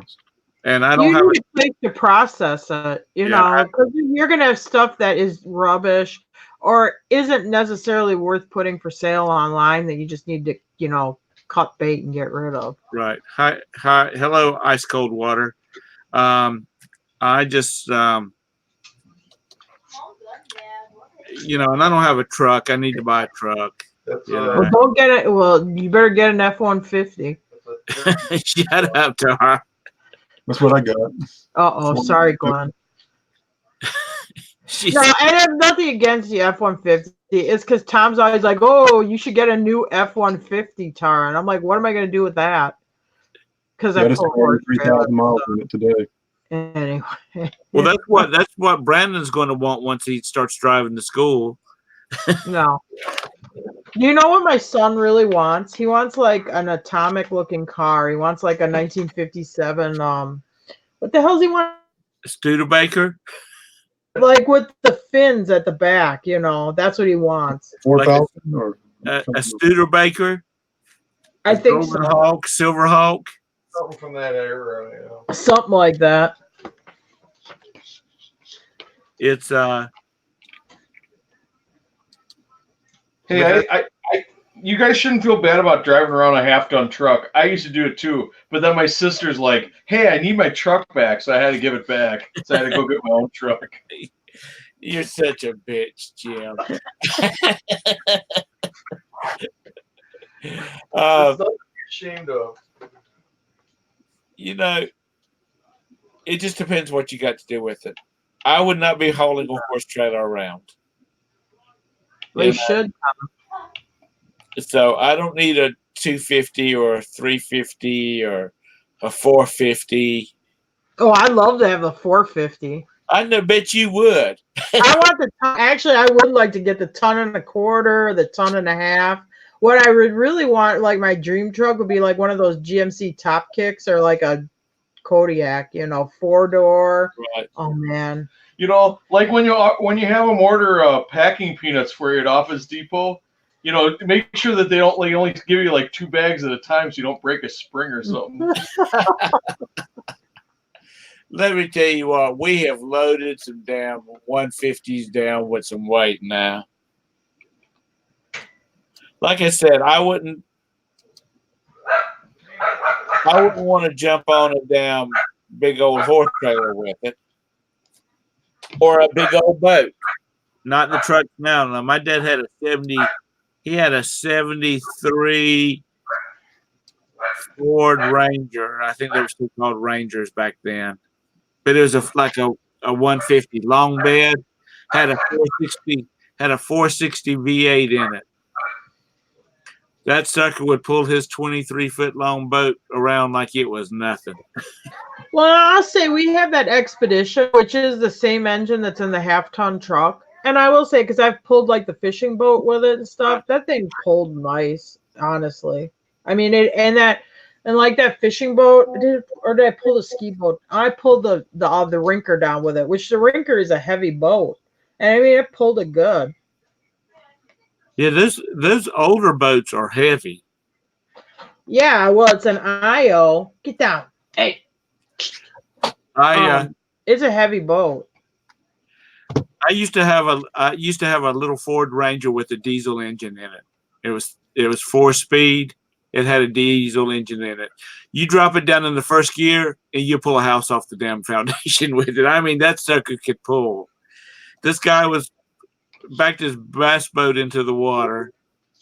Or he backed his trailer in. He loaded his bass boat up, and he couldn't get the bass boat back up the hill at the landing because it was slanted.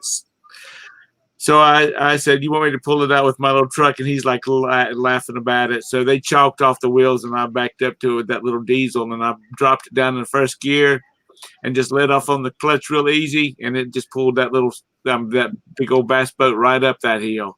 Now, I would definitely not want to pull that thing at highway speeds because that bass boat was twice as long as that Ranger pickup truck was. Yeah. But, just like moving stuff around like that, that little sucker would tow. You could pull all kinds of stuff with it. I don't know. I never towed anything with my truck yet. Well, you're like the guy down the street that's got he's got a Dodge 2500. Yeah. 4-door, got every bell, buzzer, and button on it that Dodge has on a truck. No. I bet it's never had anything in the back of it. My brother-in-law. And it's never been off the road. And it's got 4-wheel drive. Dude, why do you have 4-wheel drive? Because we get snow and ice. We don't get that much snow and ice. If I ever had another 4-wheel drive, bought another one. Usually, like I said, I think Ford has FX or something, and like some of them have 4x4. I'd have to make an arrangement. Hey, I don't want the 4x4 showing on there because people, the first thing when they get stuck, they're looking for a vehicle that says 4x4 or that deal that 4-wheel drive. It's like Jim's like, Tom, you need to get a box truck. No, I don't, because I have too many people that can't stay in one place long enough. They'd be going, hey, Tom, why don't you bring your truck over and help me move? Well, and pickup trucks. You got a pickup truck. Somebody's got to move something. Who do they call? Yeah. With the pickup truck. Nobody's never called me, Don't answer the phone. See, now Jim was in the process of moving to Kentucky, and he's like, Tom, you need to get a box truck, because he wanted me to go visit Wisconsin and take a load of stuff down to Kentucky. Yeah, I thought about selling that box truck when we were done using it, but we're gonna keep it because it is handy as heck. I mean, like if you go pick up stuff at an auction, you don't have to worry about if it rains or, like securing it down in a flat trailer or in the back of your truck, Well, how big of a box are you talking about? Like something like a regular pickup? It's like a delivery kind of truck. It's a 1-ton Ford cutaway van, they call it, and it's got a 12-foot enclosed box on it. So maybe like what a furniture store would do. What'd you say? like a box van. It's like it got a van front end on it, you know, like a regular vehicle, but the rest of yeah, and then it has like, you know, a cargo box with the overhead door and then it has a loading ramp that you pull out. Okay. But it is handy. I mean, for what we do, and you know, I have horses, and if you have to go get hay or feed or stuff, I mean, it is, for me, it's handy. A guy up the street, he just bought one of the Ford Transit vans. Yeah. That's got all the passenger seats in it, and he leaves the first row of passenger seats in, and then he's got one of those grates that fastens to the back of it. Right. And he uses the rest of it for his business. And I said, "What'd you get that for?" And he said, "You know, with 3 kids, I can, if we take a long trip, I can put all the seats in here, and everybody, I can say, get on a seat and shut up." He said, "There's no touching, no fighting, or any of that kind of stuff."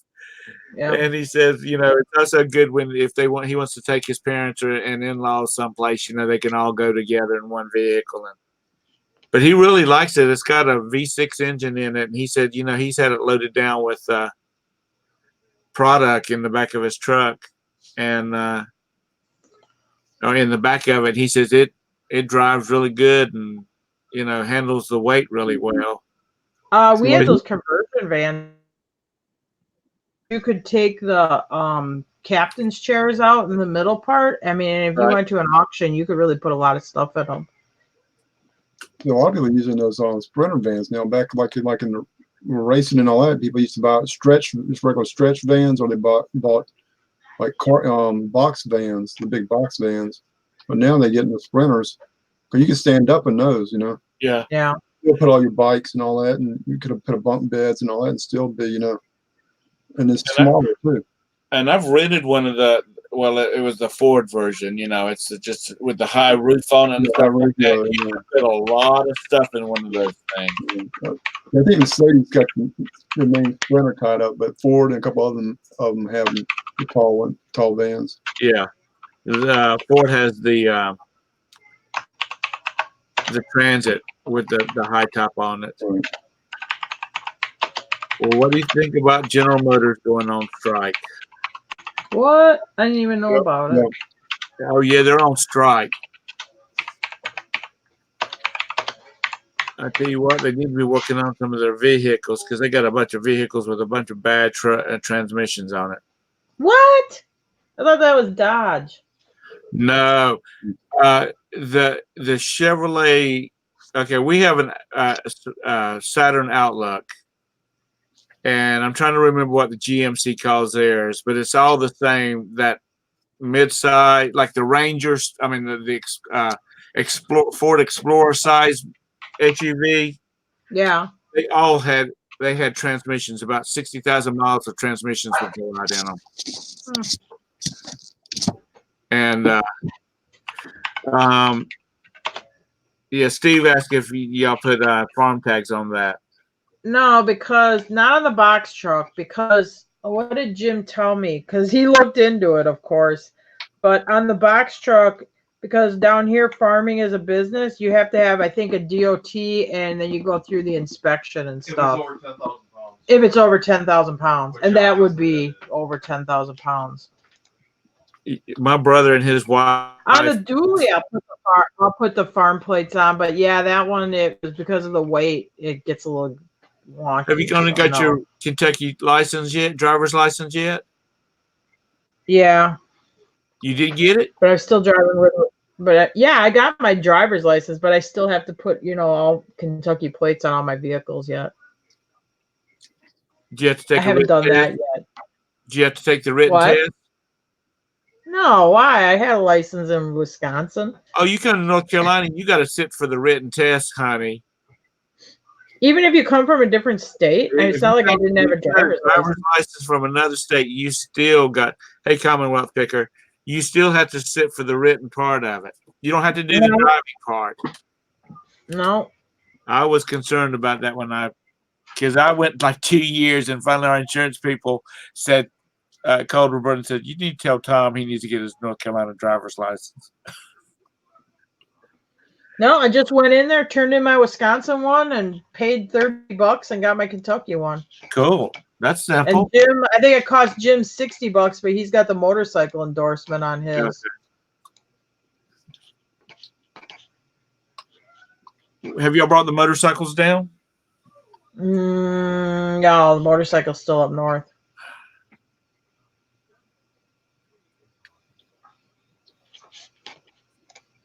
Dang, it sounds like y'all still got a bunch of stuff up there. Yeah, I got 3 motorcycles up there. I got outboard motors up there. I got some boxes packed up in the semi yet. Yeah, no, there's still some stuff up there. You're going to sell off the semi trailers though up there, aren't you? Yeah, but right now I put some stuff inside of them so I can lock it up. And y'all stay in the Winnebago or the RV? Yeah, we're homeless when we're up there. Well, we don't stay up there very long. It isn't like, oh, let's go on vacation. You know, it's like, oh, let's get up there, get this stuff, and then get out of here. Yeah, I mean, when we're done up there, I don't really have any desire, like longing, like, oh, I miss it there or something. I mean, we really like it here, to tell you the truth. Donna, there's the link if you want to come in. You talk about somebody buys storage lockers. She buys storage lockers. She does about 3 auctions a week. Yeah. If you got time, honey, come on, honey. Oh boy, time, Donna, come easy on time. I'm getting real friendly with my. I promise I won't call you honey. Yeah, she buys a bunch of them, and she gets good stuff down there with. Yeah, where she's at, Palm Beach area and all those old rich people down there. But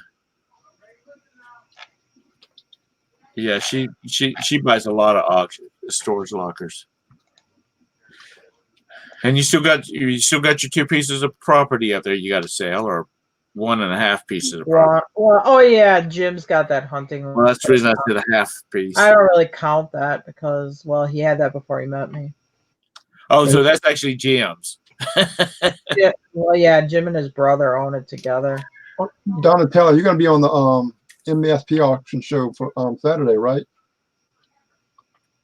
Just type yes or whatever in the. Oh, I didn't think you ever went to bed till like 3 o'clock in the morning, Donna. Some of these people cannot. Yes, you can. You're welcome anytime. Anytime. Like Pat D's, he wasn't starting his show till like 11, 12 o'clock at night. Yeah, he starts at like 10 o'clock actually and finishes like midnight. 11 o'clock his time, but if you watch the Tennessee show, we did it like 10 o'clock to 12 midnight in our room and all that. Yeah, that's right. We had like 20 people in and out. We had like 9 people at one time in the room. Like probably in and out all night, about 20. Oh, now they're going to move that up to like June, aren't they, Glenn? Yeah, they're going to move it to June. I think a lot of people, would want because their kids were in school or starting that if they went to school. And a lot of them, it's kind of like, so this year I think next year to do it in June. There wasn't really a question. We were just talking about storage locker auctions. And I know that you buy a lot of them.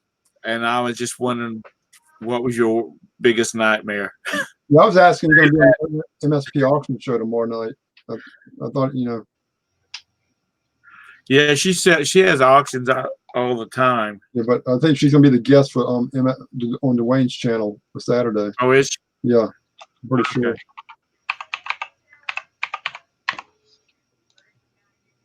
The Rusted Market.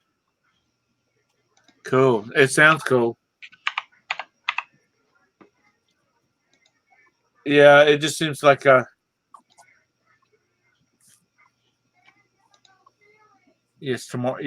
night with Dwayne.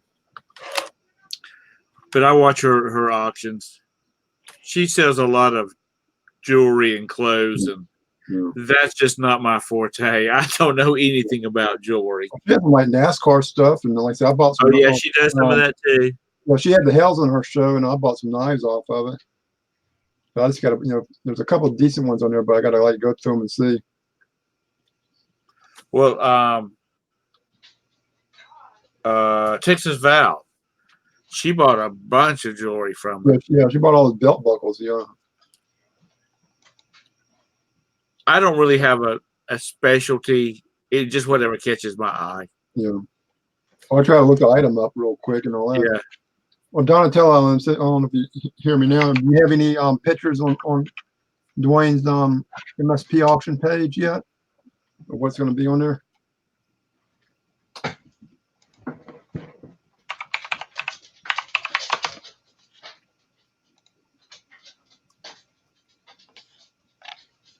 Yeah, I need to get with Dwayne. I got some stuff I need to get rid of. It's Well, you haven't been on there for quite a while, have you, Glenn? It's been about a year, or I've been on there like twice at least. No, I remember, but I was gonna say I didn't think you've been in there for a while. It's been about a year, close to it, maybe. She said he hasn't created a stream yet. It's it's amazing what these people have gathered up that they sell on there, and so I guess they do well with it. Yeah, I need to try to get rid of some of my debt piles. Like I said, I got so much stuff I just need to like take a break even or take a loss on it, but I'm taking a loss on dollar items, That way I can make more time for the bigger stuff I got and just make it more organized around here. She sells a lot of stuff. She really does. It's real interesting watching our auctions day. I have silver, toys, old books, and a bunch of other stuff. Still getting my lots together. Oh, okay. Have to check it out then tomorrow night. Yeah, I remember watching her, and she was on the show, and she a couple of days ago. Is it D, whatever her name is? I don't remember. T. T, whatever. But she was holding up those books, and I was getting on her. Hey, you need to get some gloves. And T, you mentioned it. Yeah, because you got the acid off your hands. Yeah. Kill a book. Especially an older book. Because some of them hundreds. Anything, even like a knife or anything you touch with your hands. Yeah. That's why you almost need to use gloves on certain type of items. Like white cotton gloves.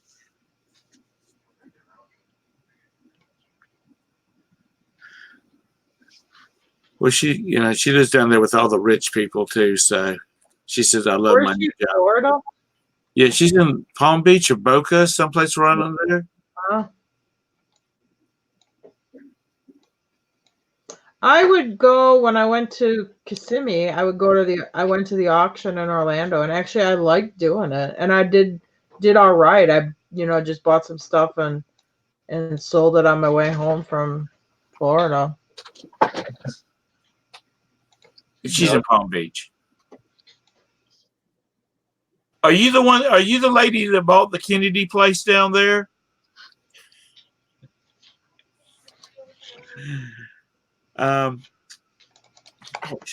If you run across if you have any concrete livestock that you're going to auction off, you need to make sure Brian knows.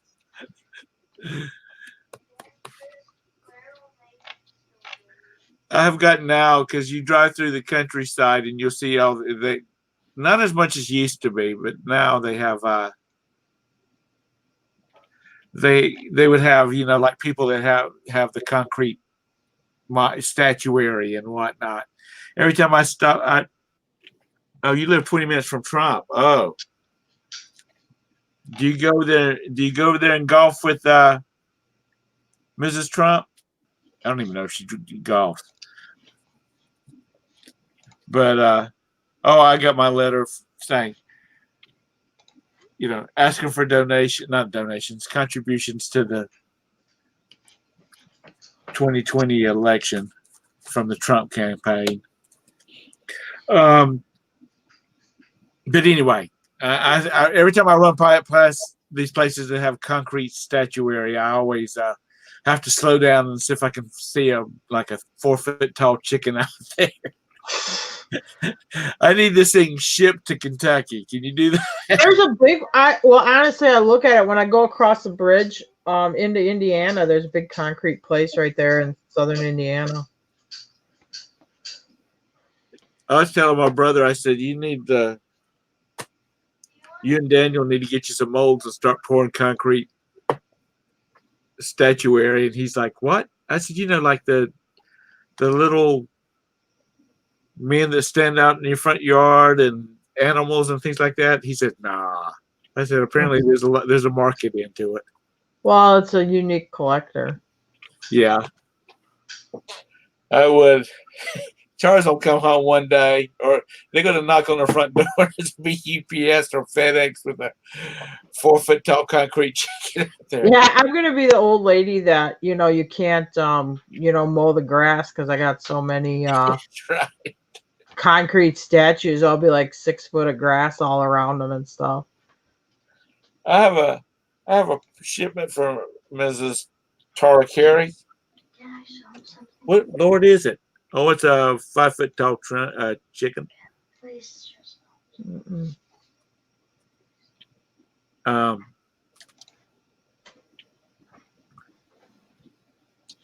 she got books that are 300 years old or 200 years old. That's cool. Mm-mm. What does Brandon want? He wants to show this cigarette box because he's infatuated with smoking. Well, let me see it. Oh, it's a big one. Oh, don't hold it that close. Yeah, it's some kind of big display or something. Cool. Why did you buy this? Oh, because I want to store my coins in it, but sadly the Joe Camel one, you won't buy it. Spending $8 on a Joe Camel tin. Smoking racing. Okay. That's bad for you. I better I not know. find out that you're smoking, boy. I'll come up to Kentucky and whoop you behind like I own you. Not unhealthy, I might do it. But it is, and I'm not going to do it. He is he said he isn't going to smoke, but he is infatuated with cigarette advertising. Well, there's the money to be made in it. He's a little entrepreneur. I can tell you I'm in the capital for smoking. Everyone smokes here. Everybody smokes here. I mean, I'm in the minority non-smoker, but I was going by the tobacco shack or whatever, and they sell. I'm like, oh my God, Jim, I can't believe it. I forgot what brand it is, but it's it's not Marlboro or Camel. It's not a generic, but a little better than generic. It was $3.25 a pack or something. I'm like, I can't believe it. Because in Wisconsin, you can't buy cigarettes for cheaper than $8 a pack. That's just mind-boggling to me. Oh, I suppose because you're in North Carolina, they're probably cheap down there too. A pack of Marlboro Longs in that red pack like he just had is about $5.50. Wow. And that's about what they are down here. Cigarettes about close to over $5. Yeah, I think. Well, I don't know. I'd have to I haven't paid it that close of attention. I might look one day. Yeah, but I think Marlboros are around. They're under $6 a pack, I think. But in Wisconsin, if you want to buy a pack of Marlboro Reds, that would be $7.50 a pack. Reds? It's just a type of Marlboro. It's what your box is. There's different types of cigarettes. The only other type I know is menthol. No, you got light 100s, menthols. What's a light 100? It's what a lady smokes. I'm getting ready to slaughter this name. Alicia? I thought women. Hey, Alicia. Is that right? Yeah. Good cooking. Right, because I'm from the South and we break everything up in syllables.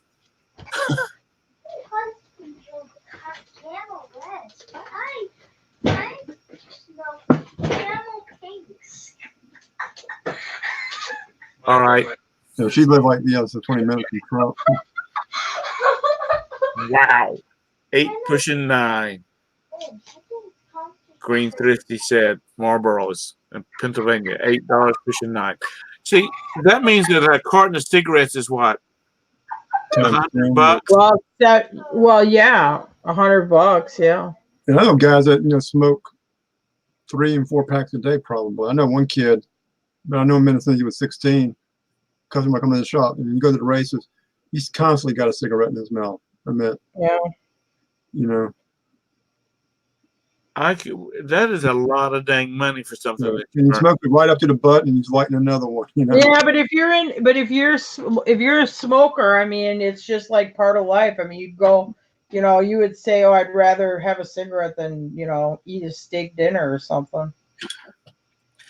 My next door neighbor, he quit smoking when he said cigarettes got up to $4.50 a pack. He said, "I'm just not spending that kind of money." I think when Jim quit, I think he would still buy Camels for like $3.65. Did he smoke the unfiltered ones? He smoked Camel Straights. That's the one with that. Camel Straights, do they not have a filter? And then those Camel Wides. I don't know. One of them has no filter on it. A friend of my dad's used to have no filter, but then he started with straights. But when I was really seeing him, he was smoking those Camel Wides. Then by the time y'all got married, he was drinking.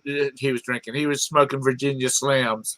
No, let me think. No, when we got married, he was already done smoking because he used to smoke and he'd come over to the farm and help me.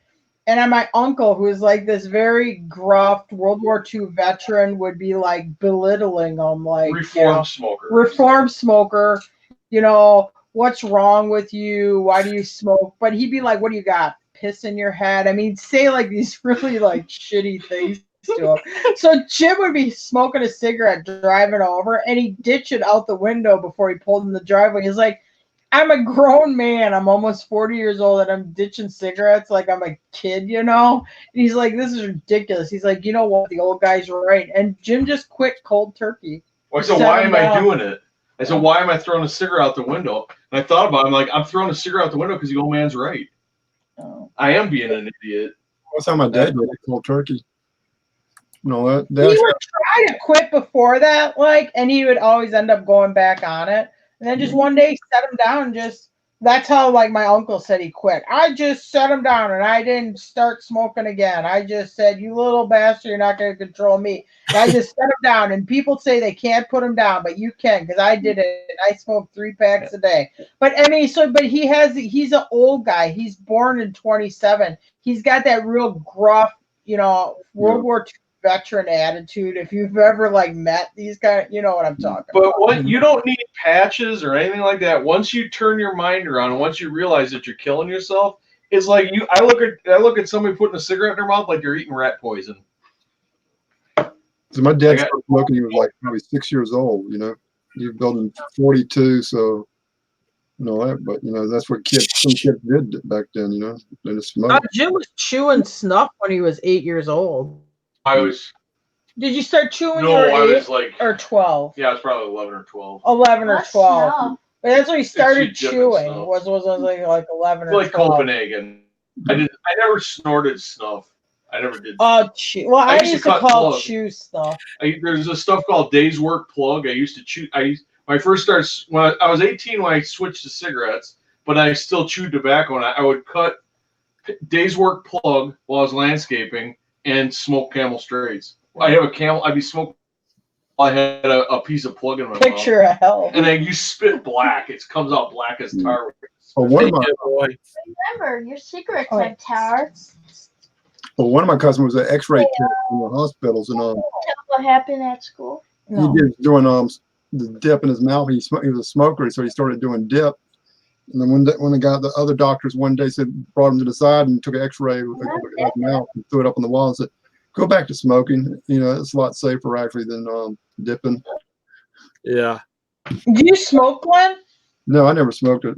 Never put a cigarette in my mouth. Well, I used to smoke, and I I wouldn't chew anyway. But I was very well. I guess if I was gonna rot my lung out or rot my mouth out, at least my lung, I don't look at it. Hey, Mom. At school, you will never see this in Wisconsin. What? This teacher was bringing some college kid from the university in to learn how teachers here do it. Mm-hmm. The woman who bring the college girl in. Yeah. I see 2 books, and what do I see? A word camel. Oh, she brought in smokes? Yeah. It wasn't tobacco Guess free? what? In Wisconsin, there were signs saying, "Do not bring tobacco products on school property." Yeah, well, we're living in Kentucky now. Yeah, that's include every tobacco. That's how they make their money now in Kentucky. Yeah, that's how they make their money. They grow it everywhere. I mean, the field across the street from me was tobacco. Yeah, Wisconsin never made no money off tobacco Yeah. except for taxes. Yeah. Tony Evers. Okay, well, the tobacco doesn't grow in Wisconsin. And they have those rules before tax and Tony. I got you, Doughboy. Tony the Heat Oh, boy. Hero. All right, goodbye. He'll fix the Oh, wait, good, no, quit it, goodbye. Donna says that her dad used to give her $1 to go get him a pack of cigarettes, which was 75 cents, and she got the other 25 cents for candy. They used to have, where I'm from, in Eagle Rivers, where they have the World Championship Snowmobile Derby, and you'd have the chew guys, like, set up there, like Skull and stuff. Yeah. And Jim's like, oh, yeah. And when we were kids, he goes, we'd be like little kids, 10 years old. We'd go get our free can of Skull. And they'd be like, well, this is for your dad, right? Like, oh, yeah. And you have all these kids, you know, then sitting under the bleachers chewing stuff like that with their free cans.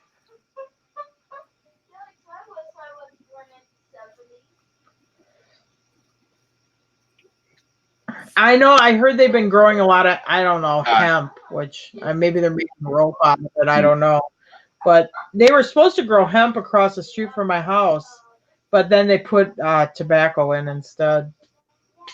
This guy that we did some work for, and he just became a friend. He was a salesman for the dip. You know, Yeah. He handled about 12 different varieties, and he would have so many samples he was give away. You know, was allocated to give away every week, and he'd bring them by and give them to the guys that worked for my dad. And but he would go to like dirt track races. Yeah.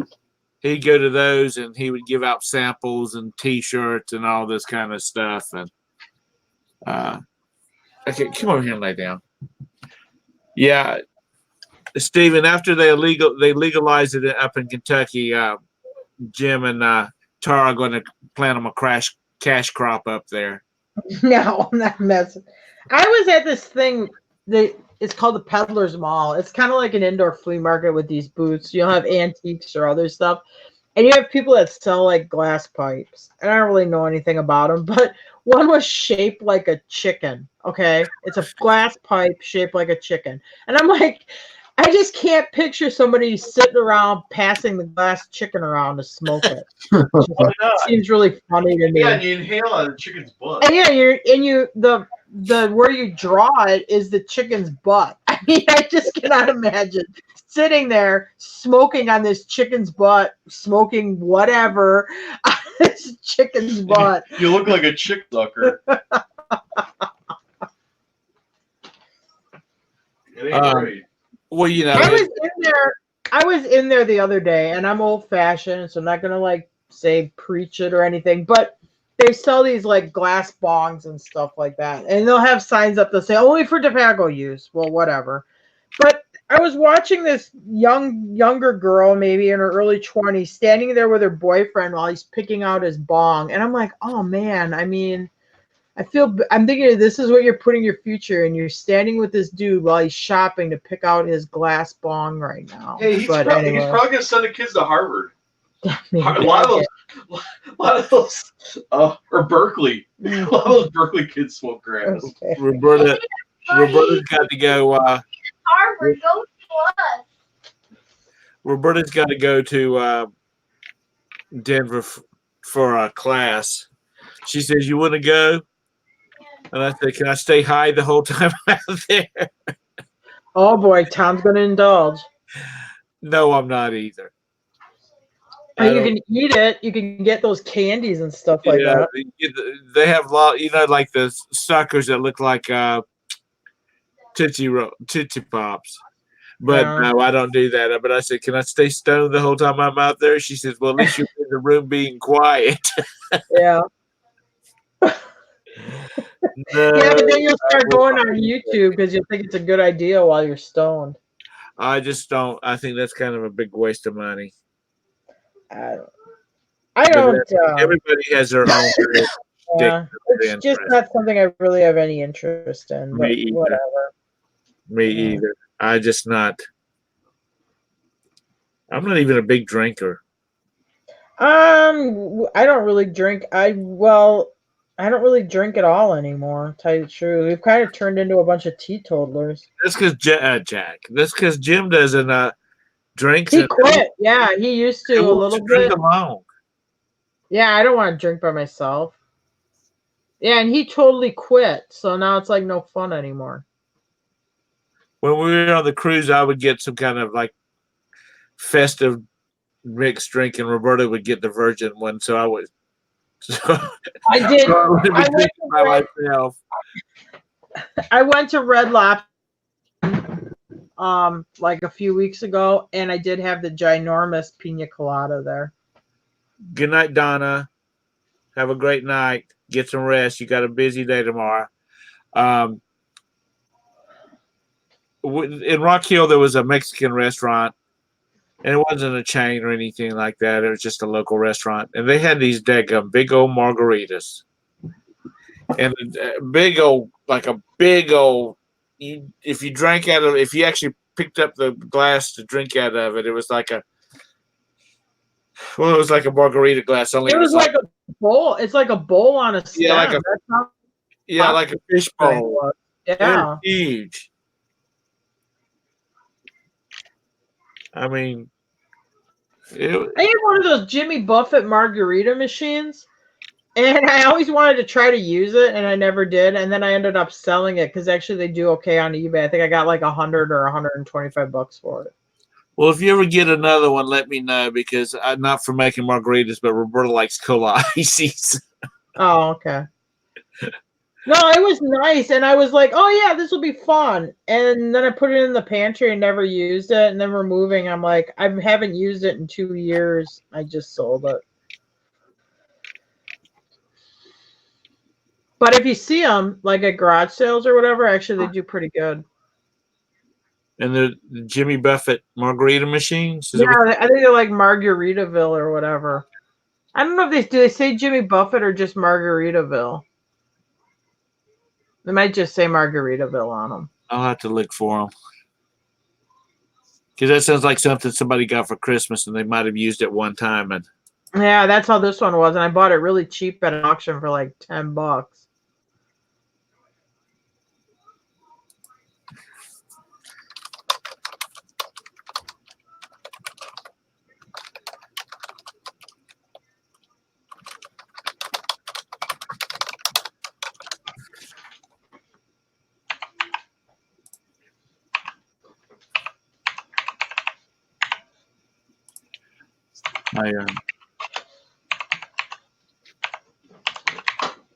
No, Glenn, you're at home, right? You're not still at the shop. Oh, yeah, I'm at home. If you see all this behind me, I'm at home. If you see the green stuff's piled up behind you, and I just can't remember which is which. Yeah, if you see all that green pegboard behind me, or that blue, whatever, I'm at work. This is my, like I said, office here at home.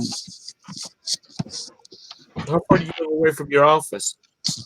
About 7 miles. 7.2 miles. So it's about a 15-mile round trip. Now, you and your mom own the shop, right? Yeah.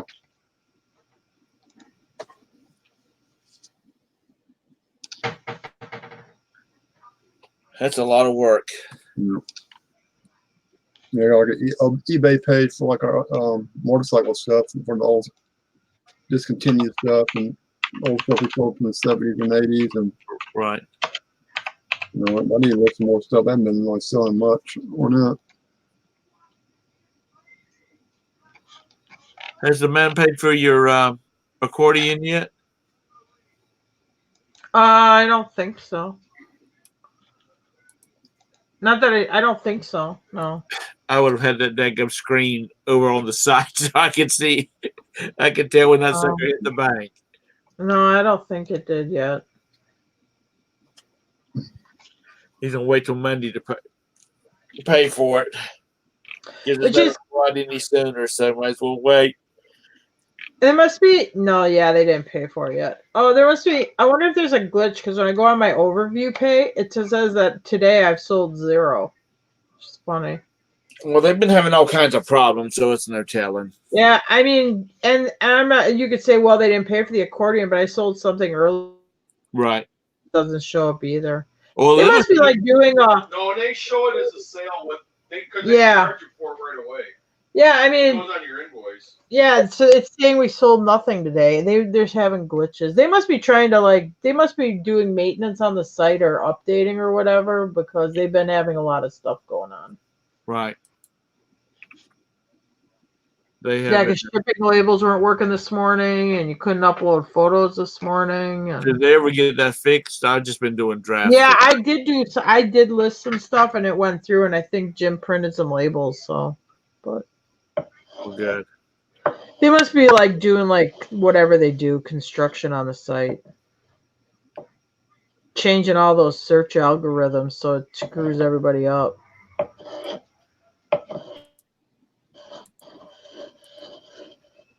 They just had a time. They just need to leave things. They need to get things working and leave it alone until after the first of the year. Yeah, they can't help themselves. You know what I mean? You get I don't know, just they just do it.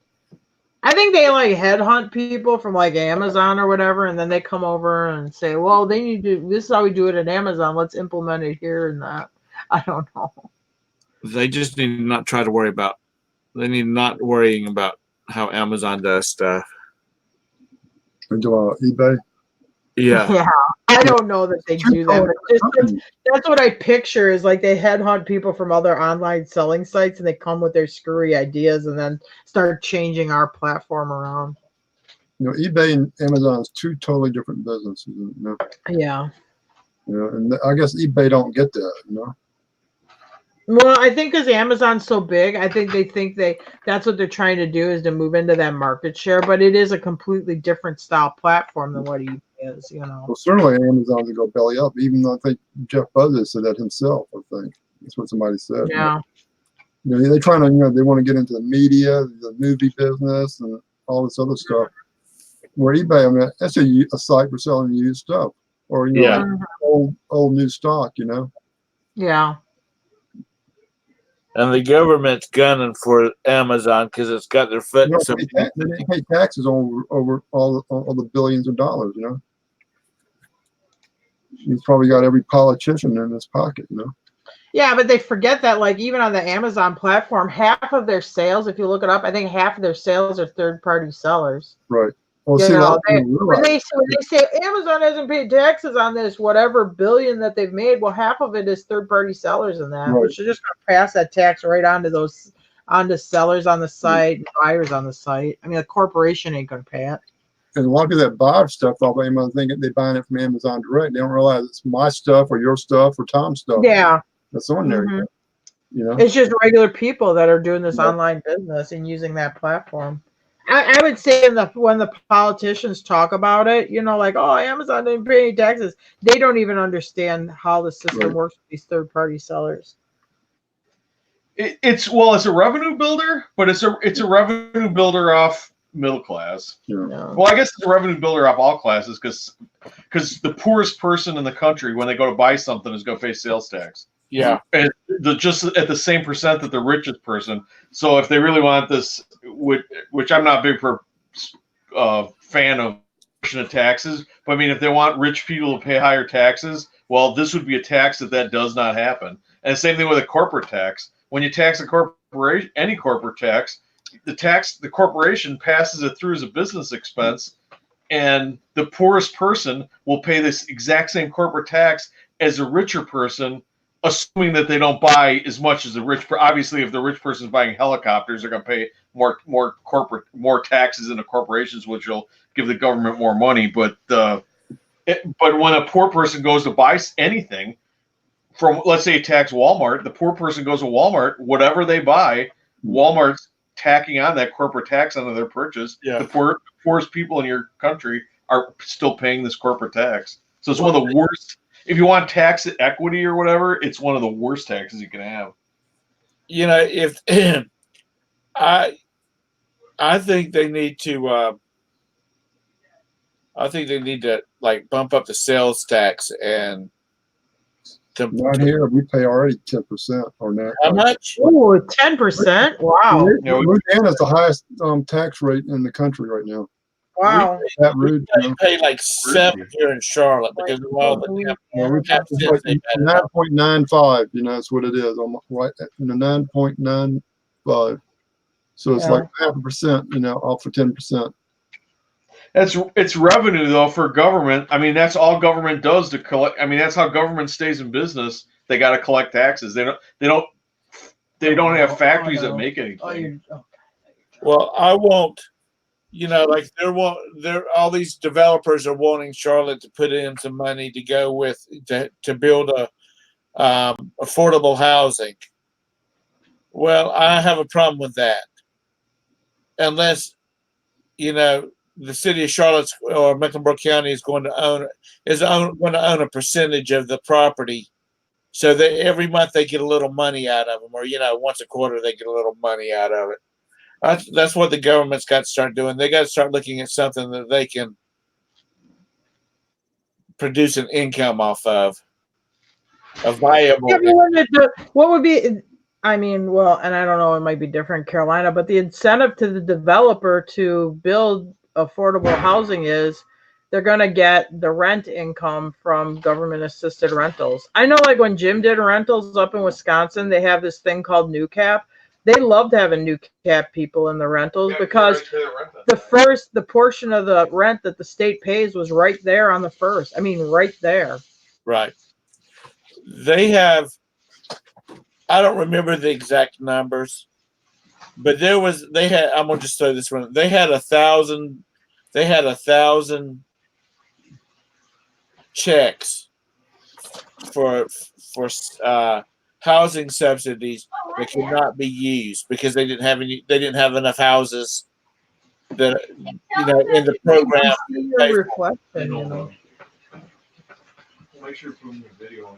But they didn't have enough houses in the program to spend all the money they got. Huh. And that's because in Charlotte right now, real estate is rentals are going for a premium. Yeah. And people want to make the money. They don't care anything about having that feel-good feeling because they're supplying housing. But they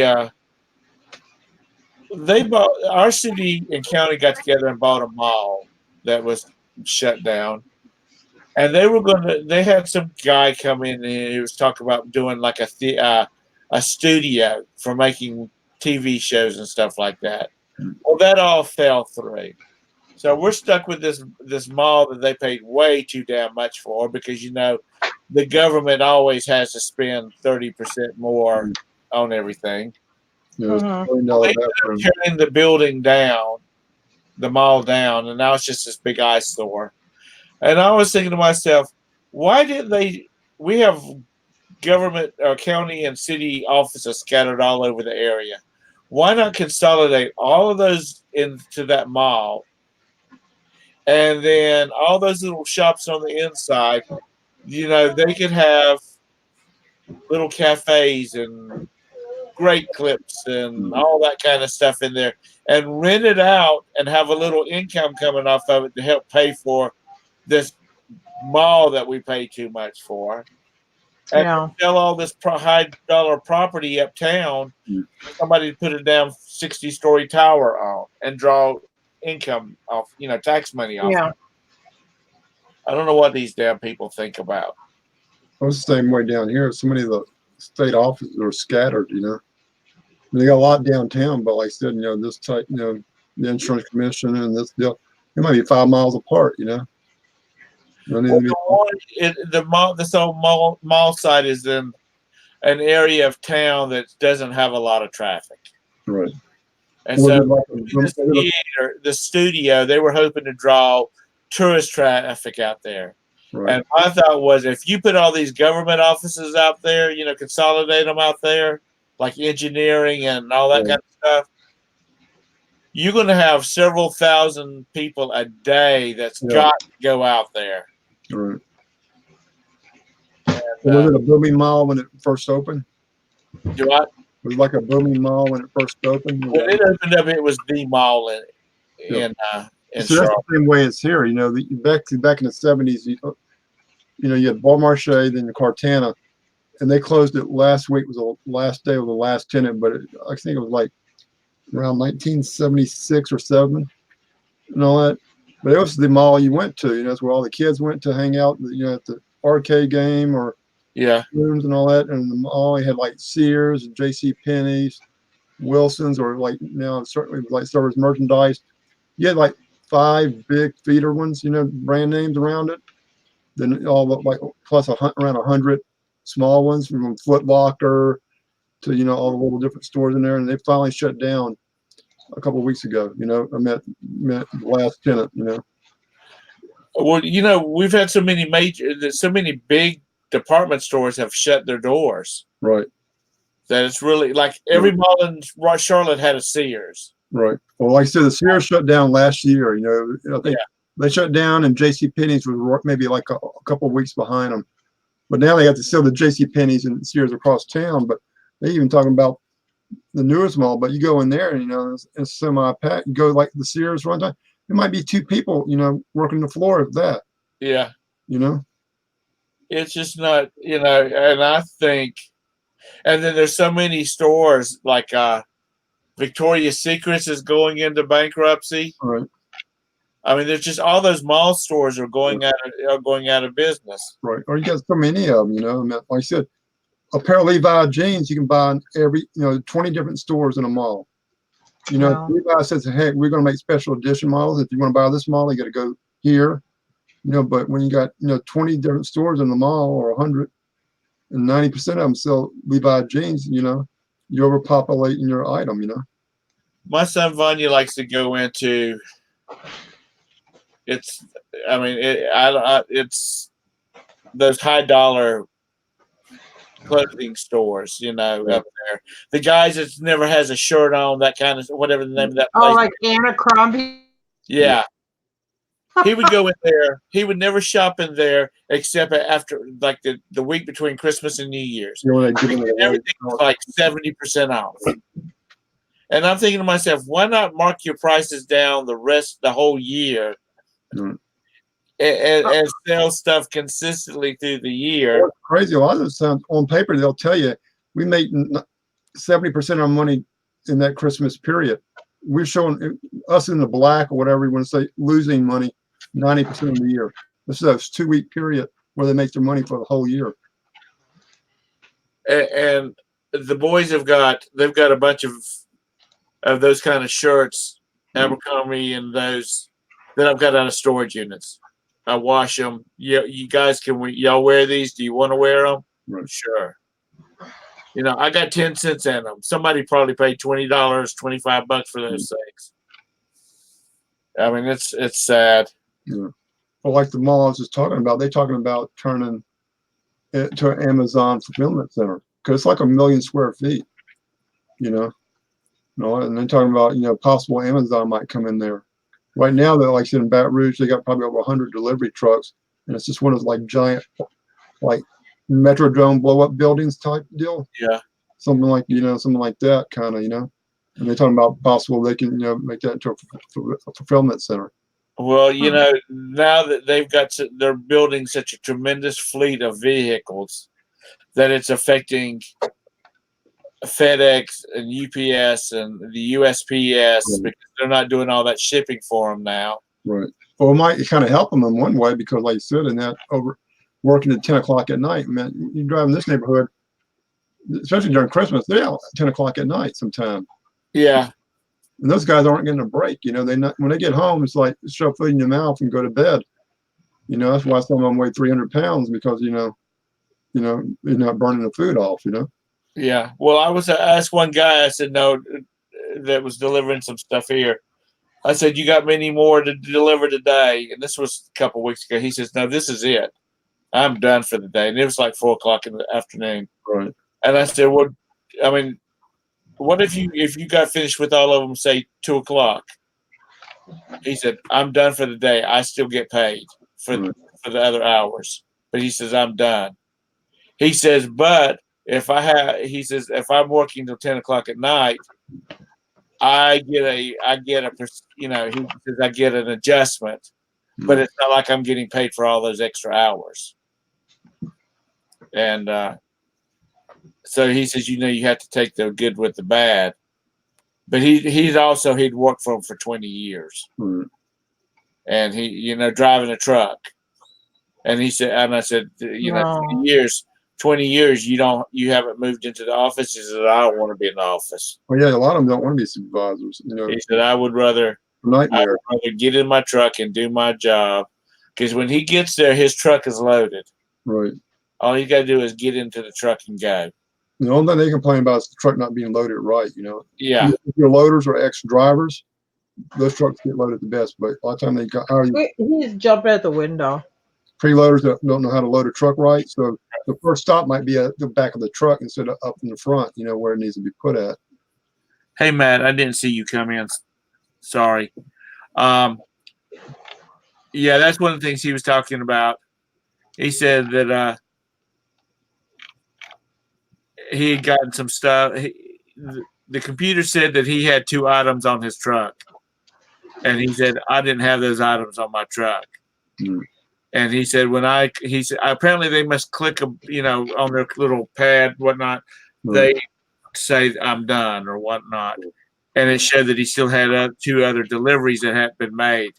So they had to go back. He went back to the distribution center and he said, he's like, I don't have them. And so they found them. You're all right. They found them, or they showed up later on being delivered by somebody who drove across town to deliver them because that was not in his district or his area. And then he had to do a forced delivery on their little scanning devices, showing that it had been delivered. And so he said, that's one of the biggest things about it is. And but I was talking to my mail carrier, and I said, "Are y'all still doing a lot of stuff for Amazon?" And she said, "We do some stuff." She said, "But not as much as we were doing." Yeah, there's probably close to 100 plus trucks for the Baton Rouge area now. So I'm assuming UPS and all them are doing less Amazon and post office. Well, that's another thing they're talking about. It's building a monopoly because they've got their own distribution system. Yeah. So they're not using USPS, or they're not using FedEx, or they're not using they don't have their own airplane system because like FedEx has their own planes. UPS has, who like the largest air carrier, not air carrier, but air fleet in the country, not Delta, none of those. UPS is. Right. If you talk to them, the number one guy, FedEx might be number 2 then, Well, I can tell you when I would. Oh, sorry. I was just gonna say when I would drive between Wisconsin down to here, like on I-65 in Indiana, as we drive through at night. I mean, it's just all Amazon semis running up and down that corridor. Oh, it's crazy. You know, I love they deliver that stuff at nighttime. I know, like we get next day packages that be picked up. You know, they got to be on the airport out at the the center at 6 o'clock. Because if they got like next days, they got special trucks that pick those up. But you know, at 6 o'clock, you know, it was picked up and it was going to Alaska, and the guy from Alaska's calling you the next day. Hey, I got my package, man. It's fast delivery. Wow. You know that those planes, you know, even with the the time difference, even and all that, that plane. They said because they don't got air traffic, at midnight or so they can go from 8 o'clock at night to 3 o'clock in the morning nonstop. Right. Without no delays. That's amazing.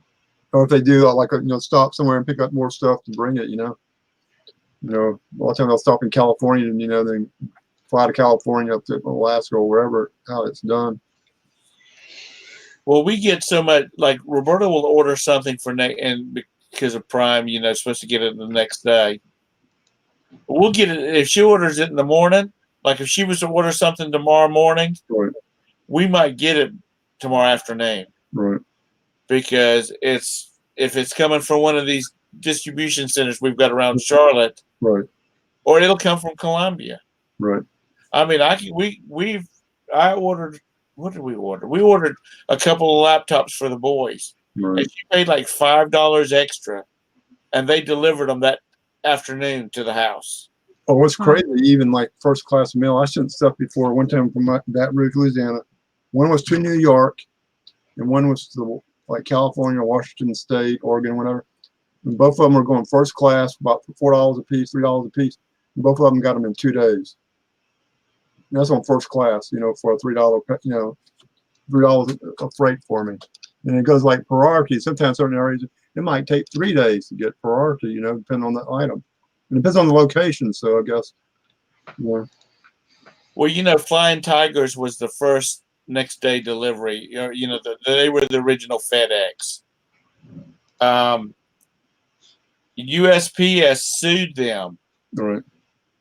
I mean, this was way, way back yonder. They sued them because they were saying that they were delivering mail. Right. And the suit finally came out saying, the judge was saying, "Hey, the Wacky Weimers, how you doing? Sorry, move out of the way, please." The court finally said, "No, you're not. They're not. They didn't. They are not delivering USPS mail. They nobody bought postage from y'all. So it has nothing to do with y'all." And it's a case where they should have been looking, if they were doing, because Flying Tigers was doing really good. They should have been looking at the fact that Flying Tigers is doing really good, and they should have added that service themselves. So USPS, man, they fly everybody, Delta, or whatever. They just piggyback off, I've been on planes before, you've seen these big giant boxes that say USPS, whatever. They loading up, the mail. That's how that, the first class mail can get to Washington State or Oregon in 2 days,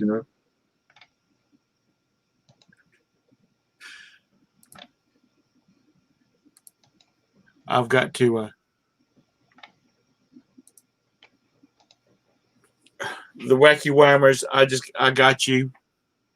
I've got, and I'm gonna watch this Aliens Have Escaped from Area 51 video when I get done here.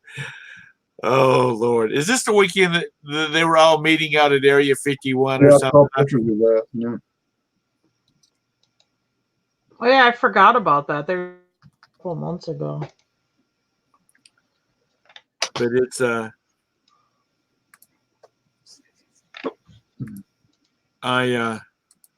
I've seen several video, like in suggestions to look at, but I haven't looked at any of them. But I will be watching yours tonight because I want. Because I tell you what, people have just too much time on their hands.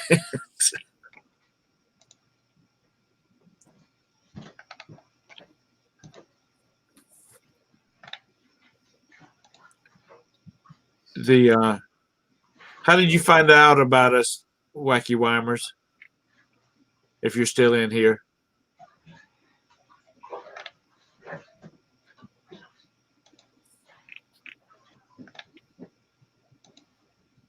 But anyway, it's 11 o'clock. It's like Just about 9:57 here almost. Oh, that's right. 2 hour difference. Almost How 10 much? o'clock.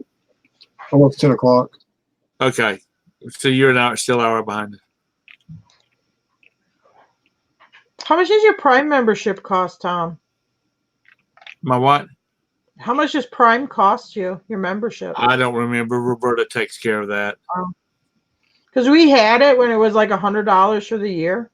And then we weren't using it. So Jim's like, well, I'm just going to get rid of it. We don't watch Amazon TV or anything. So Right. he was looking at something. He was going to order something off of Amazon Prime. He's like, well, maybe I'll just get the membership again. And it was like up to like $125 now. Roberta uses it a lot. And I know that's part of the problem with these, like the malls and whatnot. She will,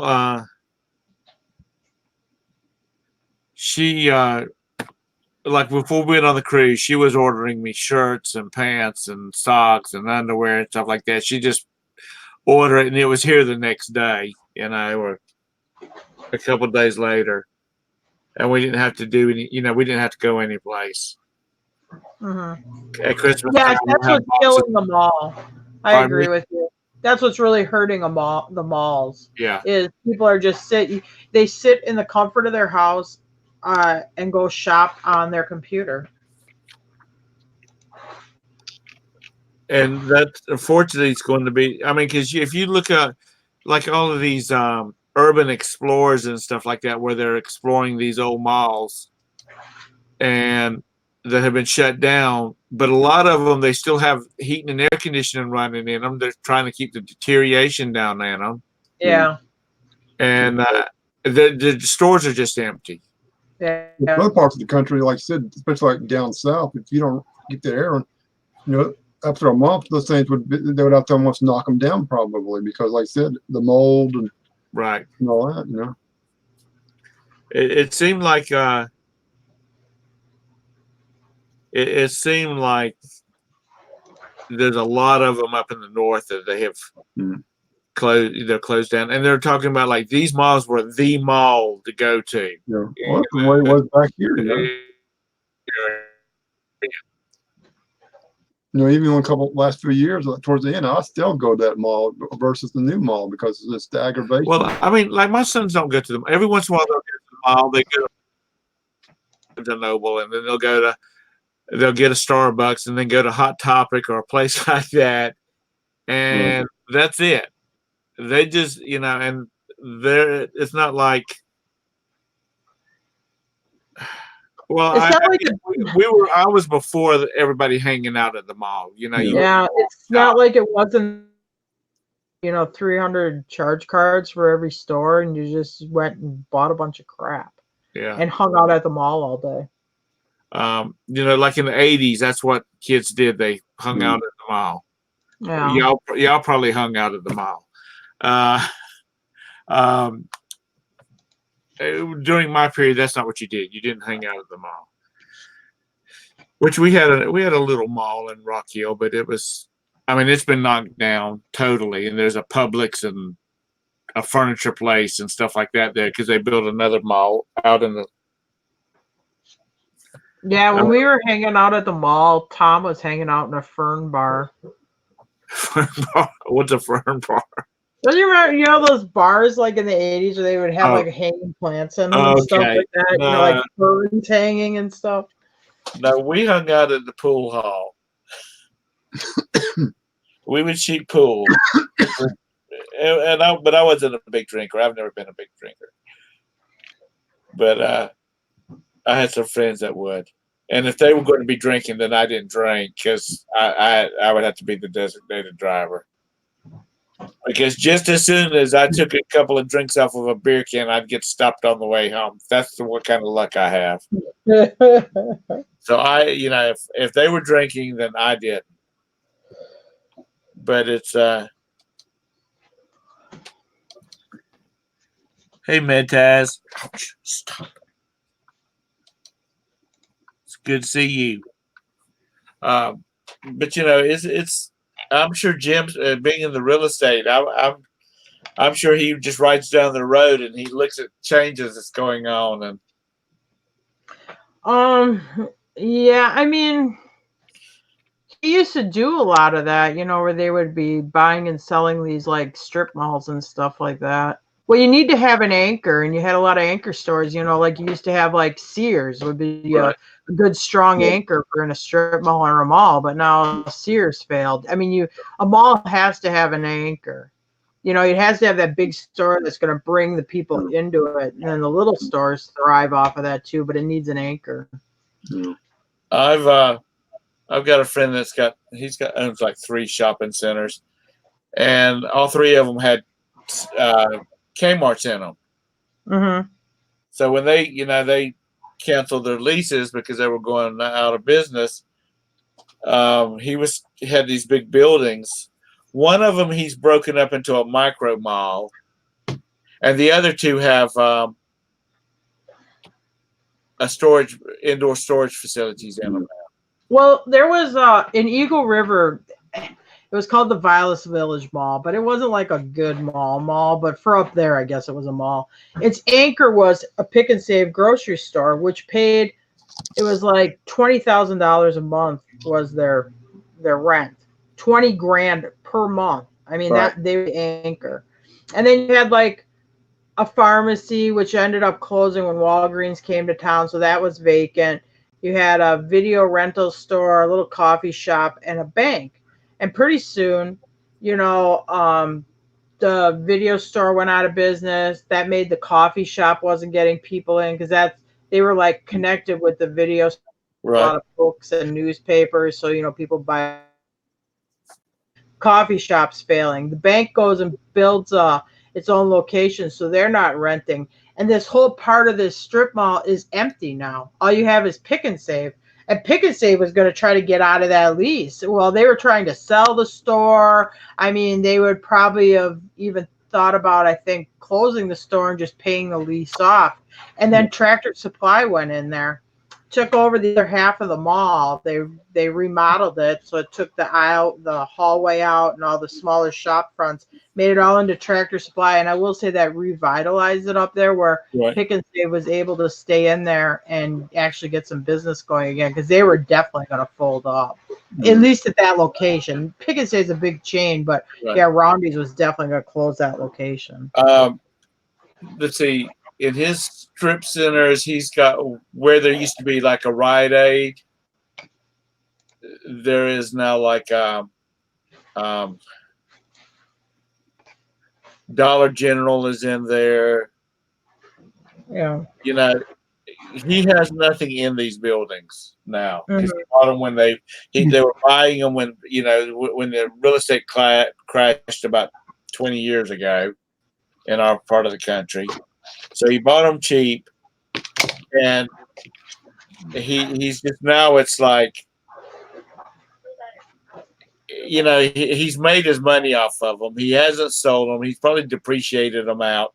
He just now it's just retirement money, and he doesn't have to get full. He doesn't have to get full value out of them because he's not relying on the money to pay the bills on, paying a mortgage on them or anything like that. But he's got a Tractor Supply in one of his too. Oh, really? Yeah, he's got a Tractor Supply in one of his, because they're all like around Florence, Darlington, South Carolina. You know, the kind of rural.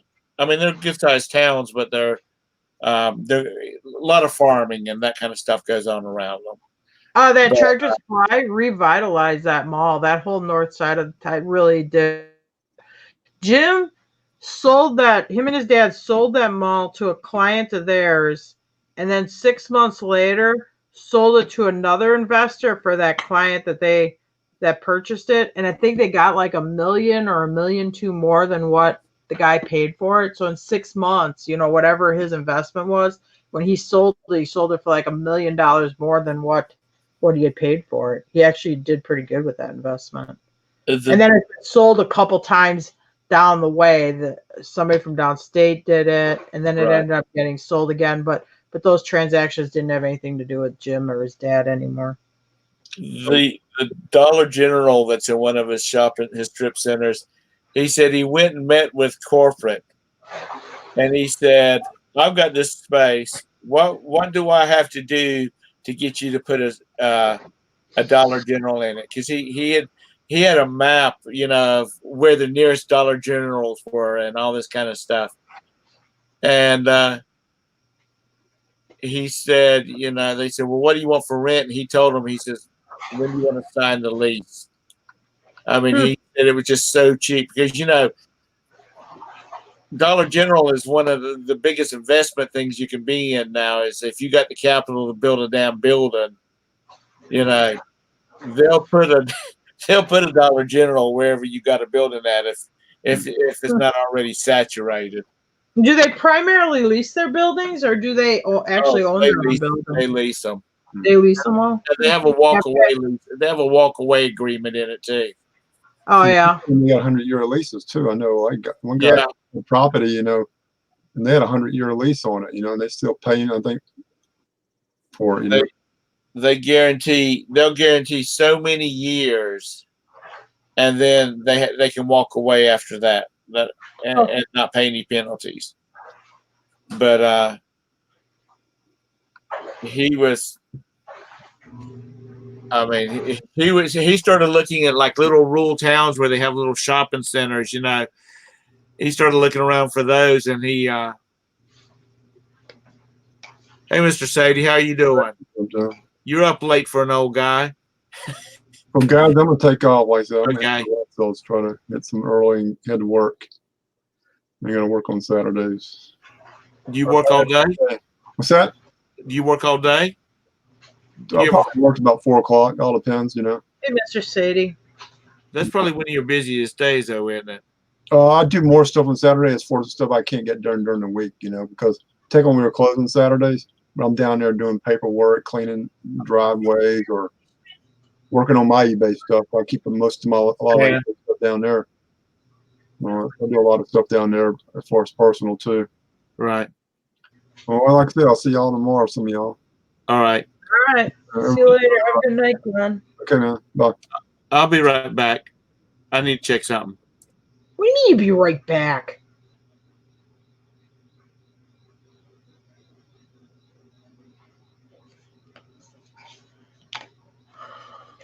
All right. This is ridiculous.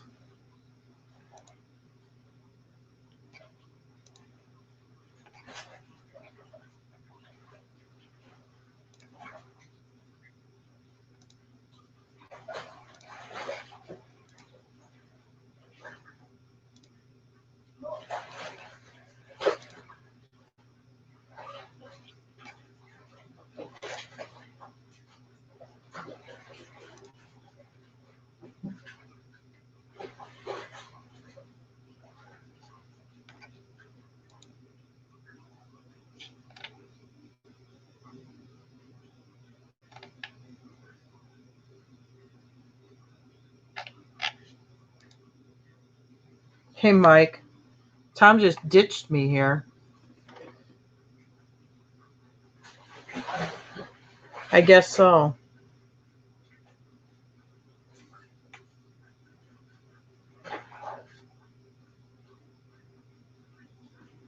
I know, Steven. You better be doing something really important right now.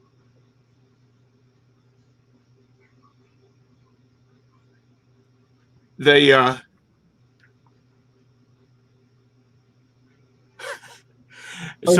we had the windows open, and Sasha turned the air conditioning back on. Roberta's like, "Is that the AC on?"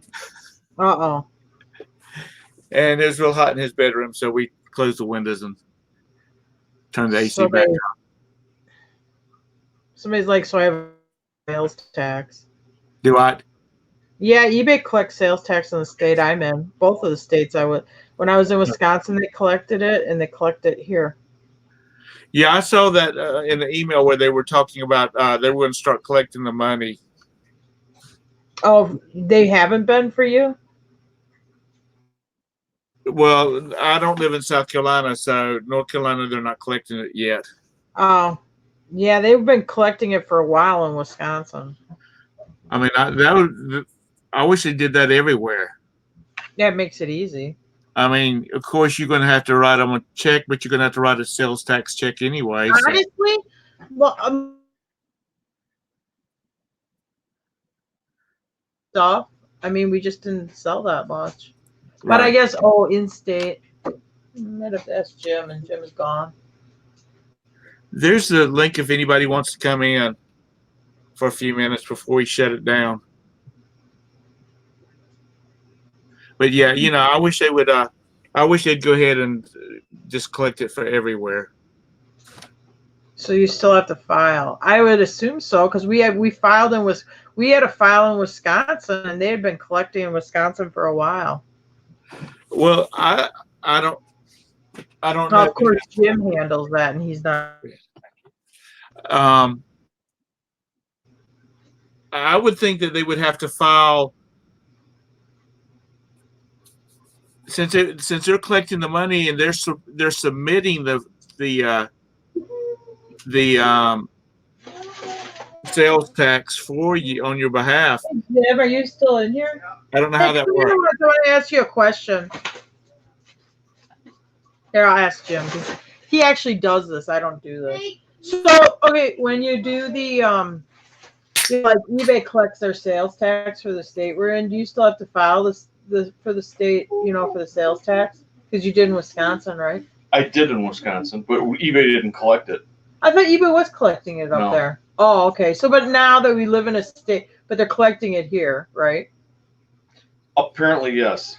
Do we have to file it ourselves, or? I'm going to check with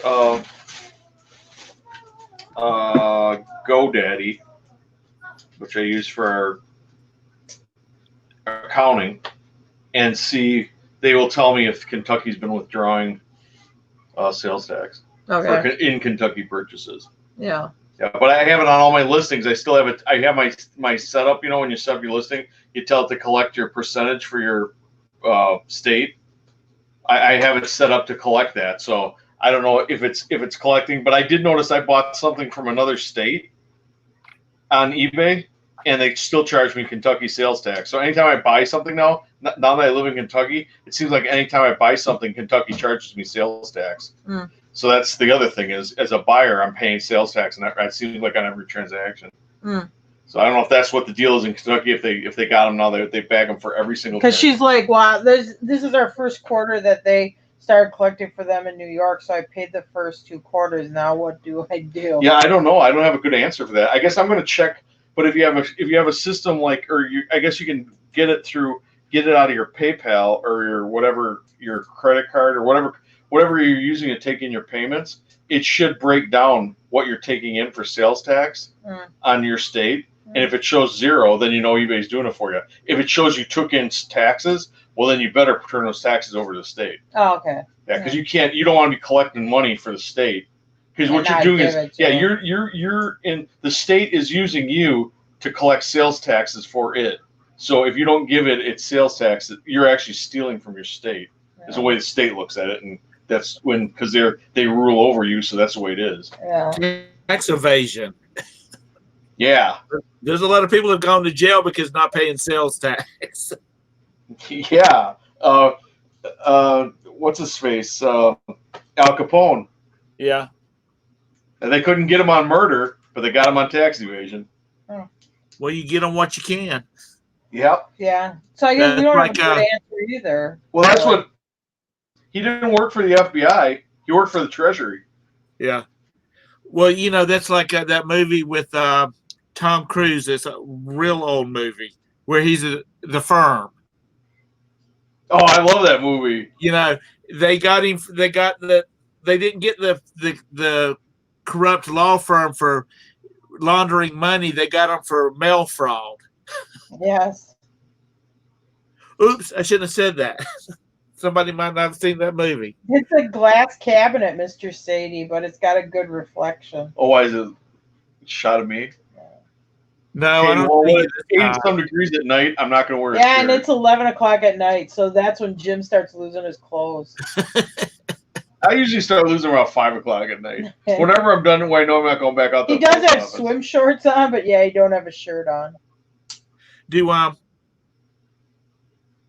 So you've just got the dogs. Oh, let's see, you got the dogs, the horses, goats, and ducks, or just ducks? No, we ain't got no goats. We have 4 geese. There's 4 geese. Do I look like a goat herder? Do we look like goat people now? No, we have 4 geese here. No, that's my niece that has the goats. Okay. Well, not that there's nothing wrong with being a goat herder. We used to have a goat. We did have a goat, but he died of old age. Hey, but Tom, going back to the firm, that's when Wilford Brimley. Yeah. Isn't that one?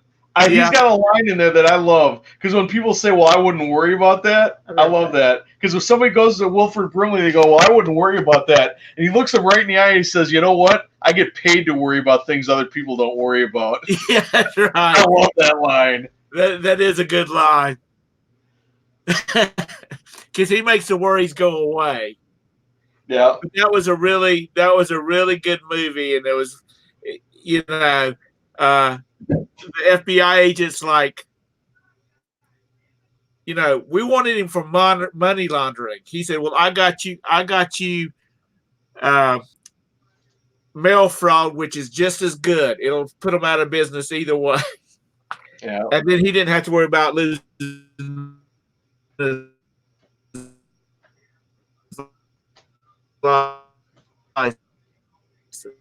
I don't know if it's us flaking out, Tom, or if it's you, but one of us is flaking out.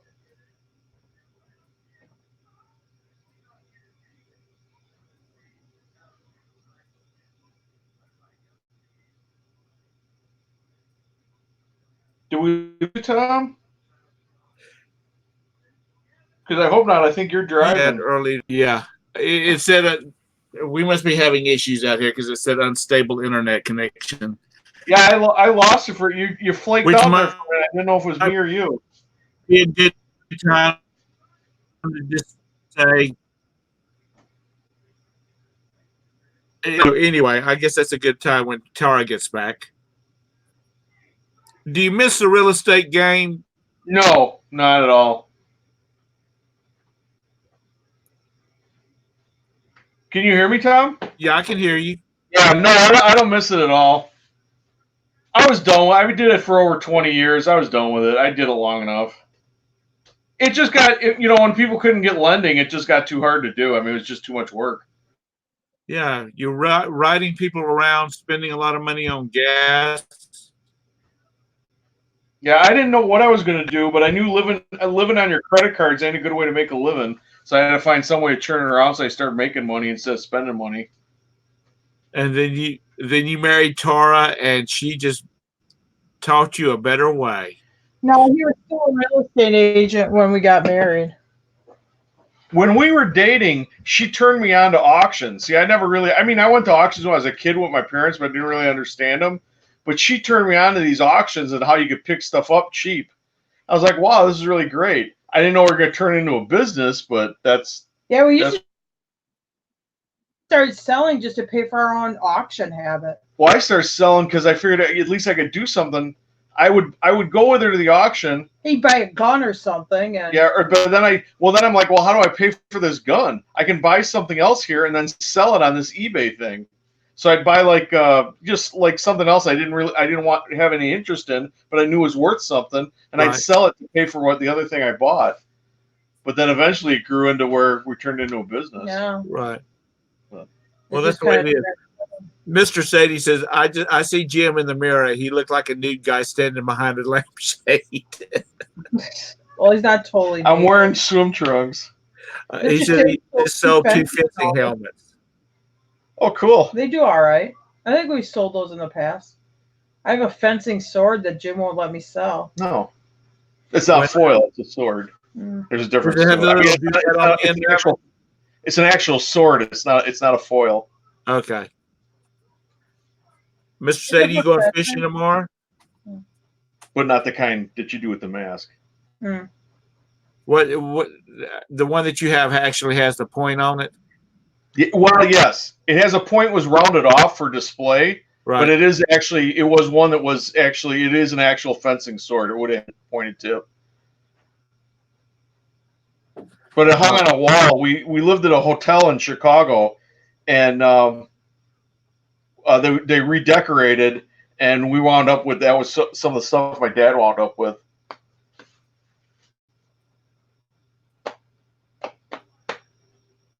I don't know. It's old. I don't know how old it is, but I wouldn't sell it. Sounds valuable. Yeah, I ain't selling it. Sounds valuable, right, Mabes? Cool, Mr. Sadie. All right. For some reason, I'm having internet issues. It keeps says my internet is unstable. Yeah, don't leave me alone. Well, I'm going to. I will just shut it down now. Then, before it leaves you by yourself. Mm-hmm. Thanks for coming in, Tara. All right. Thanks to everybody that's still in the chat. There's still 9 people in the chat. Wow, dedicated. So, well, there's nothing else to do. Just listen to us yak. Listen to us ramble. Or do a print screen of Jim naked in the reflection. Yeah, that's what they're looking for. Screen share. Yeah. See Jim walking by in the reflection. So good night, everybody. Thank you all for coming in. Good night. All right. Good night, Gracie. Don't go yet. I won't.